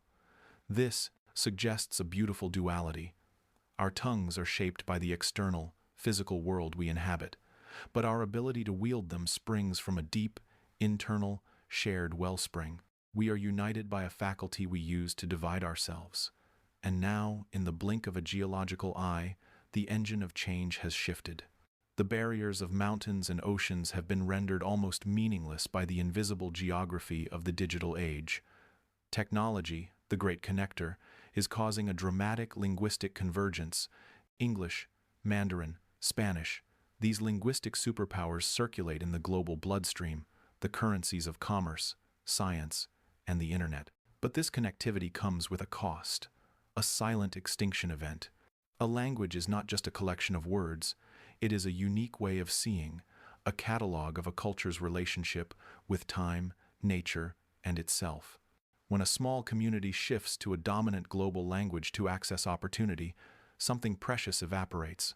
The specific word for a medicinal plant known only to them, the intricate verb tense that captures a particular kind of memory, the stories that only truly resonate in the original cadence, these are not translated, they are lost. With the death of each language, a unique world, a library of human experience, is sealed shut, and the key is thrown away. We are gaining a global village, but are we paving over its unique and ancient gardens in the process? So, we are left not with an answer, but with a deeper, more resonant understanding of the question. The tapestry of human language is not merely a list of ways to speak, it is the living, breathing archive of our journey. It is the deepest map we possess, charting not rivers and mountains, but the flows of migration, the walls of isolation, the tides of conquest and contact. Every word we speak, in whatever tongue, carries the ghost of a landscape, the memory of a journey, the choice between a mountain path and an open plain. It is the story of us, written in thousands of vanishing inks. And this leads us to a more intimate frontier. If language is the map, then the human brain is the cartographer. But what happens when the cartographer is injured? When the very center of this incredible ability is damaged? When a stroke silences a mind, or disease slowly unravels the threads of vocabulary and grammar, what world is left behind? What does the silence tell us about the symphony that was once there? He wakes to the hum of fluorescent lights and the sterile scent of antiseptic. A blank white ceiling is his new sky. He tries to speak, to form the simple question, what happened? But his mouth, his tongue, his throat, they are no longer his to command. They are clumsy, foreign instruments. A sound emerges, a guttural, frustrating groan. His wife's face appears above him, her eyes red-rimmed, her smile a fragile, trembling thing. He understands her perfectly, her relief, her fear, the unspoken words hanging between them. He wants to tell her he's here, he still times him. But the bridge between his mind and the world has collapsed. Later, a nurse hums an old tune while checking his vitals. It's a song from his wedding. A memory, vivid and unbidden, floods him. The feel of a suit, the smell of flowers, the look in his wife's eyes. And from that broken man, from that place before words, a tear traces a clean path down his cheek. The body, for now, is a prison. But the warden is gone, and the music has found a secret passage in. This silent awakening, a cruel paradox of understanding without expression, is the stark reality for many who suffer damage to the brain's intricate language centers. For over a century, since the French physician Paul Broca autopsied the brain of his patient Tan, a man who could utter only that single syllable, we have mapped the geography of speech. We point to Broca's area, a patch of cortex behind the left temple, and call it the workshop where thoughts are crafted into sentences. We identify Wernicke's area, further back, as the library where the meaning of heard words is stored. A stroke, a trauma, a tumor in these regions can render a vibrant mind seemingly mute. Yet the man who cannot ask for water still feels thirst. The woman who cannot name her child still feels the surge of love. They can still be shattered by a sorrowful piece of music or lifted by a major chord. This disconnect is the first clue. That language is not a singular thing, housed in one room, but a shimmering, dynamic network, a symphony orchestra where each section must play in perfect time. If the first violinist vanishes, the music stumbles, but the cellos might still find a way to carry the melody. This condition, aphasia, wears many masks. It is not a simple silence. For some, it's a torrent of nonsensical words, a word salad where television might become television, and spoon might be that round eat thing. The grammar is intact, the cadence is natural, but the meaning has evaporated, as if the dictionary in their mind has been scrawled over with invisible ink. This is often the work of Wernicke's area, failing to link sounds to their meanings. For others, speech is a painful, laborious excavation. Each word is a boulder they must push uphill. Their sentences are stripped down, telegraphic, food, good. The knowledge is there, the desire to communicate burns brightly, but the pathway from idea to articulation is a road riddled with landslides. This is frequently the domain of Broca's area. And then there are the even more curious malfunctions. Stuttering, a neurological hiccup in the precise timing required for speech, reveals how fragile the dance between thought, breath, and muscle truly island. There is even the bizarre foreign accent syndrome, where a brain injury, in its attempt to reroute signals, subtly alters the muscle coordination of speech, causing a native English speaker to suddenly sound Swedish or French. The person hasn't traveled, their history hasn't changed, but the instrument of their identity now plays a slightly different tune. Yet, within this fragility lies a profound testament to the brain's resilience. Its stubborn hunger for connection. Neuroplasticity, the brain's ability to reorganize itself, means that when one road is blocked, it can, with painstaking effort, begin to build another. This is where the quiet, modern miracle of therapy begins. It is not about fixing a broken part, but about teaching the entire system a new way to sing. A speech-language pathologist might use melody and rhythm, tapping into the brain's right hemisphere, which processes music, to coax out words that the left hemisphere can no longer access. They use repetition, visualization, and sheer, dogged practice to forge new neural pathways, one synaptic connection at a time. Technology becomes a new voice. A tablet with a text-to-speech app, a keyboard controlled by eye gaze, a simple picture board. These are not just tools. They are lifelines thrown back across the chasm. They restore not just function, but agency. The right to say yes or no. The right to comment on the weather. The right to crack a joke. It is the restoration of personhood, the reaffirmation that even if the voice is silent, the self is still present, and it demands to be heard. So we are left with a tentative observation. Language is far more than a tool. It is the loom on which we weave the fabric of our consciousness, the currency of our relationships, the very architecture of our thought. To lose it is not merely to be quiet. It is to be isolated within the castle of your own mind, watching the world through a pane of glass you cannot break. You are still human, perhaps more intensely so, feeling the raw, unfiltered current of emotion. But without the means to share it, to label it, to story it, a part of that humanity remains unexpressed, and thus, in the eyes of the social world, diminished. We are storytelling creatures, and to be stripped of the story is to risk fading from the narrative altogether. If the essence of being human is held in the stories we tell and the connections we forge through words, then what remains of the self when the story is silenced, when the connection is severed? And if we can, through sheer will and science, find a way back to language, are we merely relearning a skill, or are we reassembling the very self itself? This silent struggle forces us to look at those who wield language with effortless power in a new light. For if words are the foundation of our identity and our community, then what does it mean when some hold the keys to the kingdom, while others are left outside, listening to the feast but unable to taste it? If the man who cannot speak is, in a sense, stripped of his social power, then what of the person whose words flow like a weapon, who can persuade, command, and enchant? Is eloquence, then, the ultimate form of dominance? It is not the strongest who survives, but the one whose words the tribe chooses to follow.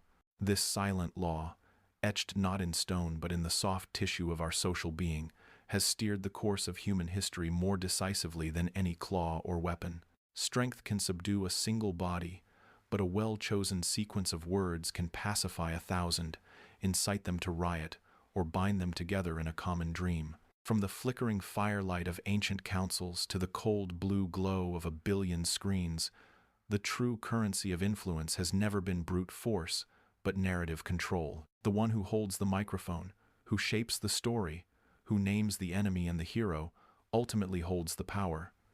They build realities with syllables and dismantle empires with a whisper. Imagine a scene, deep in our collective past. The air is thick with the smell of wood smoke and damp earth. A decision hangs heavy over the small band of humans. Do they move on to follow the migrating herds, or do they stay and risk the coming winter's hunger? The strongest hunter, muscles coiled like rope, gestures toward the plains. But then another figure stands. This one is not marked by physical prowess, but by a calm intensity. He begins to speak. He does not just list facts. He paints a picture with his words. He describes the vast, sun-drenched grasslands, the thunder of 1,000 hooves, the taste of rich meat after a long journey. He speaks of the clinging cold and the silent, empty forests if they stay. His voice has a rhythm, a cadence that matches the pounding of a heart. He weaves not just a plan, but a destiny. The tribe, moments ago fractured by uncertainty, now shares a single vision. They see the future he has spun for them, and they choose to follow it. The hunter's strength was a fact. The speaker's story was a truth. And in that moment, a new kind of power was born, one built not on force, but on persuasion. This art, This subtle alchemy of turning air vibrations into conviction was once a discipline so revered it formed the cornerstone of education. The ancient Greeks named it times rhetoric, times the art of discovering, in any given case, the available means of persuasion. They understood it not as manipulation, though it could be, but as the essential architecture of civic life. It was the tool for building consensus in the agora and for seeking justice in the courts. A well-constructed argument was seen as a thing of beauty and power, a reflection of a well-ordered mind. They intuited, long before modern neuroscience could provide the map, what was happening inside the human skull when language was deployed with skill. They knew that to persuade was to connect, to bypass the guarded gates of pure logic and speak directly to the heart of belief. We now have the maps to those ancient territories. Modern brain imaging reveals the profound neural dance that occurs when we listen to a compelling speaker. A dry recitation of facts might lightly engage the language processing centers, Broca's and Wernicke's areas, doing the straightforward work of decoding meaning. But the words of a true orator? They are a symphony that plays across the entire brain. Vivid, sensory-rich language talk of crimson dawns, bitter betrayals, or soaring hopes activates the visual cortex, the olfactory centers, the motor cortex, as if we were truly seeing, smelling, and moving. Stories laden with emotion trigger the release of neurochemicals like cortisol during tense moments and oxytocin during tales of compassion and trust. This neural cocktail bonds the audience not just to the story, but to the storyteller. Rhythm and repetition, the "I have a dream" refrains can lull the critical prefrontal cortex into a more receptive, less skeptical state, allowing the message to sink in deep, to feel inherently true. The skilled speaker is a neuroarchitect, constructing an experience within the minds of their listeners, making them feel the idea as much as understand it. Their power is the power to hijack imagination and offer a collective dream in return. This dynamic plays out on the world stage with startling clarity. Consider the contrasting figures of the 20th century. Martin Luther King, Jr., Adolf Hitler, Barack Obama. Their moral compasses could not have been more different. One a prophet of love, one an architect of hatred, one a symbol of calculated change. Yet they shared a common and paramount tool: a masterful command of spoken language. King's speeches were not policy papers. They were powerful sermons, rich with biblical imagery and the soaring cadence of the Black church, painting a vivid picture of a promised land of equality. He made people times feel times the heat of injustice and the cool waters of justice. Hitler's rallies were terrifying masterclasses in emotional manipulation, using repetition, visceral imagery of purity and decay, and a fever-pitch rhythm to forge individual fears into a single, monstrous national will. Obama's rise was fueled by an oratory that blended intellectual coolness with profound emotional resonance, offering a narrative of hope and audacity that felt both personal and national. In each case, the words were the weapon, the vehicle, and the glue. They did not merely communicate a platform, they built a reality that millions willingly entered and fought to protect. The leader's voice became the tribe's conscience, its fury, its hope. So it seems we have arrived at an answer. The silver-tongued dominate because they understand the hidden wiring of the human mind. They trade not in information, but in experience. They build cathedrals of belief from the raw material of vocabulary and syntax. In doing so, they achieve a form of immortality, their words echoing long after their bones have turned to dust, continuing to inspire revolutions, justify wars, and offer comfort. The pen is mightier than the sword, because the sword can only ever enforce the present, while the pen and the voice that carries its ink can rewrite the past and command the future. The one who controls the story controls everything. But what if this magnificent tool, this engine of persuasion and social cohesion, were to simply break? What happens when the intricate machinery of the brain, the very substrate of this power, fails?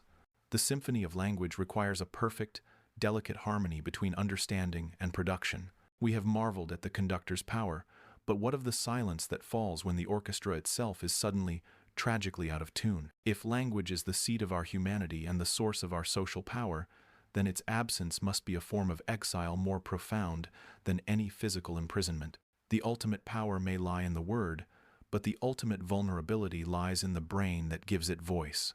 What becomes of the self and its influence over others when the mind can no longer grasp the meaning of a metaphor or form the simple word no? He speaks in a torrent of words, his voice rising and falling with the cadence of perfect, practiced speech. The sentences are grammatically sound, adorned with prepositions and conjunctions, but they are a river without a source, a map that leads nowhere. The words spoon and telephone might appear in the same breath, connected by a logic known only to the silent geography of his mind. He is understood by no one. Across the hall, another man struggles. He understands the question perfectly. He can see the spoon in his mind's eye, its shape, its weight, its purpose.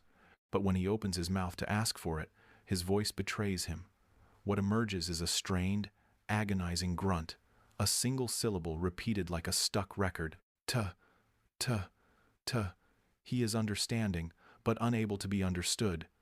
Two men, two shattered mirrors reflecting a single profound truth, that the voice in our head, the very essence of human connection, is not a singular gift, but a fragile mosaic, assembled in specific neighborhoods of the brain. A single stroke, a sudden impact, and the mosaic shatters, leaving behind isolated fragments of comprehension and expression. This is the silent divide created by damage to Broca's area and Wernicke's area, two small patches of cortex on the left side of the brain that serve as the architects of our humanity. For over a century, these names have stood as monuments in neuroscience, not for what they are, but for what they reveal when they fail. Broca's area, nestled in the left frontal lobe, is often simplistically called the speech center, but to call it that is to call a master conductor a mere note player. It is the engine of syntax, the rhythm section of language. It takes the raw, abstract concepts generated elsewhere and forges them into the linear, grammatical structure of a sentence. It commands the intricate dance of the tongue, lips, and larynx, translating neural intention into physical articulation. It is the builder, the foreman of the spoken word. Wernicke's area, residing further back, near the junction of the temporal and parietal lobes, is the library of meaning. It is where the sounds that enter our ears cease to be mere vibrations and are decoded into concepts, ideas, and associations. It is the seat of semantics. When you hear the word fire, Wernicke's area is where you smell the smoke, feel the heat, recall the comfort of a hearth, and understand the danger of a blaze. It infuses the hollow shell of words with the substance of experience. It is the architect of significance, the weaver of narrative. The elegant and heartbreaking proof of their separate roles lies in the specific ways they break. A lesion in Broca's area results in what is known as non-fluent aphasia. The patient's comprehension remains largely intact. They can follow commands, understand questions, and often communicate effectively through writing or gestures. But their speech is halting, telegraphic, stripped of articles and conjunctions. It is a desperate, frustrated struggle against a mind that knows what it wants to say but cannot find the path for the words to escape. Each uttered word is a victory, and each grammatical connective tissue is a casualty of the neurological battle. The content is there, but the form is imprisoned. The opposite is true for damage to Wernicke's area. Here, fluency is preserved, even heightened. The words pour out in a smooth, effortless, and grammatically correct stream, but they are empty vessels. This is fluent aphasia, or jargon aphasia. The patient produces sentences that are syntactically perfect but semantically nonsensical. They might invent new words, neologisms, stringing together syllables that sound like language but hold no meaning. I need to put the sprocker on the wimmel so the garnisast will flim, they might say with earnest conviction. They are unaware of their error, living in a world where the form of language has been completely severed from its meaning. They can speak, but they cannot say anything. This stark dissociation is a powerful testament to a fundamental duality in our nature. Language is not one thing but a delicate partnership, a constant negotiation between structure and substance. We are all, in a sense, living at the intersection of Broca and Wernicke. One region gives our thoughts order, the other gives them life. One provides the grammar of our existence, the other provides the poetry. Their partnership is so seamless we never notice it until the partnership fails, and we are left with either pure, meaningless sound or profound, silent knowing. Understanding this fragile architecture does more than solve a neurological puzzle. It casts a new light on the very tools we use to rebuild and connect. In speech therapy, this knowledge is a roadmap. Therapists working with a Broca's aphasia patient focus on melodic intonation therapy, using the musical right side of the brain to bypass the damaged left, unlocking speech through song. For the Wernicke's patient, therapy is a painstaking process of reforging the links between words and their meanings, using pictures, repetition, and context to slowly repopulate the empty library. Beyond the clinic, this model is the foundational blueprint for the artificial intelligences we are now creating. The challenge of natural language processing mirrors the brain's own divide. Early AI was all Broca. It could parse grammar and syntax with inhuman perfection, but understood nothing of the content. The modern quest is to imbue it with a semblance of Wernicke, a true, contextual understanding of meaning, humor, and subtext. Are we, in our attempt to create a mind, unconsciously replicating the very structures that create our own? And in our daily lives, this neurological truth holds up a mirror to our failures of communication. How often do we encounter a modern-day Broca, someone who has something deeply meaningful to say but lacks the eloquence or the platform to be heard? Their ideas remain trapped, dismissed for their lack of polish. And how often do we are bewitched by a modern-day Wernicke, a smooth, charismatic speaker whose words are beautifully arranged but ultimately hollow? We are conditioned to equate fluency with intelligence and halting speech with a lack of it. Yet neuroscience tells us this is a profound error. The most important thing can be stuck behind a stutter, and the most dangerous nonsense can be delivered with the cadence of a prophet. So where does this leave our faith in language, the very bridge we build between our isolated consciousnesses? To speak is not necessarily to understand. To understand is not necessarily to be able to speak. We are all, in our own ways, navigating the gap between the two, between the impulse and the expression, between the truth we feel and the words we manage to shape. Is the miracle that we can communicate at all, or that we so often believe we have succeeded when we haven't? This inherent fragility of language, this gap between the map and the territory, leads us to a deeper, more ancient cliff edge. If the structure of our brain can so easily decouple the sound of a word from its meaning, then what is the relationship between the stories we tell and the truth they purport to describe? We mastered the mechanics of speech, the syntax of a tale, long before we ever worried about its veracity. The same neural machinery that allows us to warn our tribe of a predator downstream also allows us to weave a fable about a spirit living within its currents. One has immediate, tangible survival value. The other, what is the value of the other? Does this mean that fiction, deception, and storytelling are not bugs in our linguistic software, but its original defining features? And if so, what does that say about the very nature of the truth we so fiercely believe we are pursuing? The air vibrates with a sound, a series of modulated frequencies, a pattern of noise. It is, in its purest physical form, just a disturbance in the atmosphere. Yet, from the moment it leaves one mind and enters another, it undergoes a miraculous and perilous transformation. It becomes a vessel, a container for meaning. We call this a statement, and from the moment the first such statement was uttered, a fundamental schism was born into our world, the silent, often terrifying, gap between what is said and what is true. This chasm is not a flaw in our design, but perhaps its central feature, a evolutionary paradox that granted us dominion over the planet and now threatens to unravel the very fabric of our shared reality. Consider the simple, undeniable fact. Just because a thing is said does not make it so. A statement can be crafted, shaped, and launched into the world with complete disregard for the concrete reality it claims to represent. It can be a perfect, beautiful fiction. And yet, the human brain, that magnificent and flawed instrument, possesses a stubborn, almost endearing tendency to believe. We are wired for credulity. In the silence that follows a statement, Our first instinct is not suspicion, but integration. We accept the world as it is presented to us through language, building our understanding brick by verbal brick, often without checking if the foundation is solid rock or shifting sand. This trust is the glue of society, but it is also its most volatile component.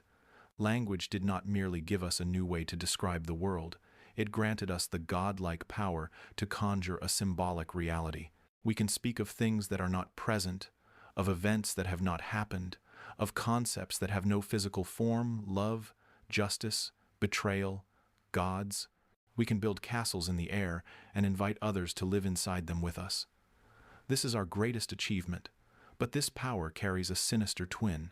It means a listener can be manipulated by something that never occurred, persuaded by a phantom, enraged by a ghost, solely because that phantom was narrated with enough conviction. The symbolic reality becomes, for all intents and purposes, more real than the actual one. It dictates emotions, triggers actions, and mobilizes armies. The story, not the Stone Age fact, becomes the catalyst for human endeavor. This vulnerability is not a random failure but a feature of our ancient software, a legacy from a world we have long since left behind. Our cognitive architecture is riddled with efficient shortcuts, heuristics that served us well on the savannah, but now leave us exposed in the digital town square. Two of the most potent are the repetition effect and automatic confirmation. When we hear a statement repeated often enough, it begins to feel familiar, and familiarity feels an awful lot like truth. The strange becomes commonplace through sheer exposure. Furthermore, when a statement comes from a source draped in the robes of authority, a tribal elder, a scientist, a celebrity, a politician, our critical faculties often stand down. We outsource our verification.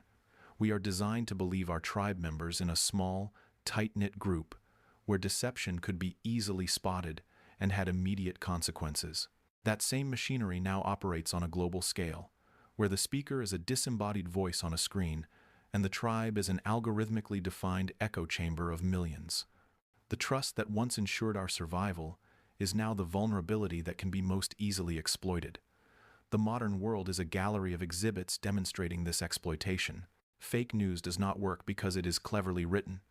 It works because it taps into these deep-seated biases, repeating a simplistic narrative that confirms pre-existing fears or desires. Deepfake technology is the terrifying apotheosis of this, weaponizing our trust in audiovisual evidence itself, blurring the line between statement and reality until it disappears entirely. Political speeches are often less about policy and more about the careful construction of a symbolic reality, a nation under siege, a glorious past to return to, a future of unparalleled menace or promise. Advertising sells us not a product but an identity, a solution to an insecurity we didn't know we had, all built with the bricks of language. Each of these phenomena leverages the evolutionary gap between the uttered word and the verifiable fact. The stronger and more evocative the language, the greater its power to generate potent illusions. So, we find ourselves at a crossroads of our own making. Language holds a dual potential that is almost schizophrenic in nature. It is our most precise tool for mapping reality, for sharing the intricate details of a scientific discovery, for expressing a profound emotional truth that resonates across centuries. A well-crafted statement can be a lighthouse, cutting through the fog of ignorance. Yet, that very same tool can be used to dismantle reality and reassemble it into a funhouse mirror of lies. It can build a shared myth that inspires compassion, or a shared delusion that justifies atrocity. The consequence of failing to distinguish between a statement that reflects the world and one that seeks to reshape it deceptively is not merely a personal error in judgment. It is the fuel for societal division, the death of trust, and sometimes the very first spark that leads to war. We are a species that can talk itself into anything, even its own destruction. And if this is the power and the peril of the statement, one cannot help but wonder, what was the seed from which this mighty and dangerous tree grew? What was the first word, the first utterance that dared to bridge the gap between one conscious mind and another? Could we ever reconstruct that primordial sound, and would hearing it tell us anything about whether we were always destined to build lighthouses, or always destined to get lost in the fog we ourselves created?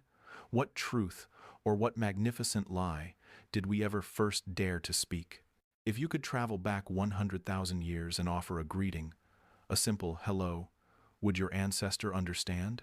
The air they breathed would be the same, the stars above familiar, yet the chasm between you would be measured not in millennia but in a single, profound absence, a shared code of meaning. That voice, emerging from a throat much like your own, might produce a sound, a grunt, or a melodic call. But was it speech? This question haunts the edges of our understanding, a silent echo from a deep time past we can only piece together from fragments. We are forever separated from that moment of Genesis by an impassable silence. Yet we cannot stop ourselves from leaning in, listening intently for the faintest whisper of the very first word. Linguists, archaeologists, and anthropologists have spent decades in a kind of scholarly detective story, pursuing a ghost they call proto-language. This is not a language in any sense we would recognize, with grammar and poetry, but something more primal. It is the hypothesized language, the foundational clay from which the towering, intricate structures of the world's thousands of languages were eventually sculpted. The quest is to reconstruct this original system of communication, the first time a specific sound was deliberately paired with a specific meaning, creating a contract of understanding between two minds. This is the search for the moment the symbolic world was born, a cognitive Big Bang that forever altered the trajectory of our species. The challenge is immense. Words do not fossilize. They are breath and vibration, vanishing the instant they are formed, leaving no physical trace in the sedimentary layers of time. The methods for this reconstruction are a testament to human ingenuity, a form of triangulation using the present to map the past. By meticulously comparing the vast and diverse family trees of modern languages, from the Indo-European to the Niger-Congo, the Sino-Tibetan to the Austronesian, scholars look for commonalities, for shared echoes that persist across continents and cultures. They apply laws of sound change, tracking how a P in one ancestral language might become an F in another over centuries, how vowels shift and consonants soften. It is a painstaking process of reverse engineering history through linguistics, and in doing so, they have begun to assemble a tentative, shadowy lexicon of the ancient world. Certain words seem to emerge from the deep with surprising consistency. The word for mother, for instance, often revolves around the sounds ma or ama.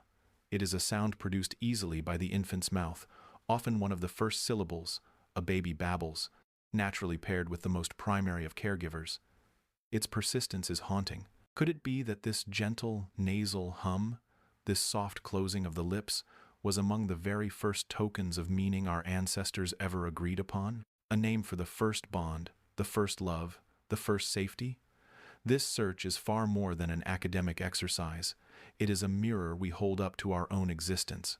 In a very real sense, the pursuit of the first word is akin to the scientific search for a genetic Eve or Adam, a common ancestor from whom all humanity descends.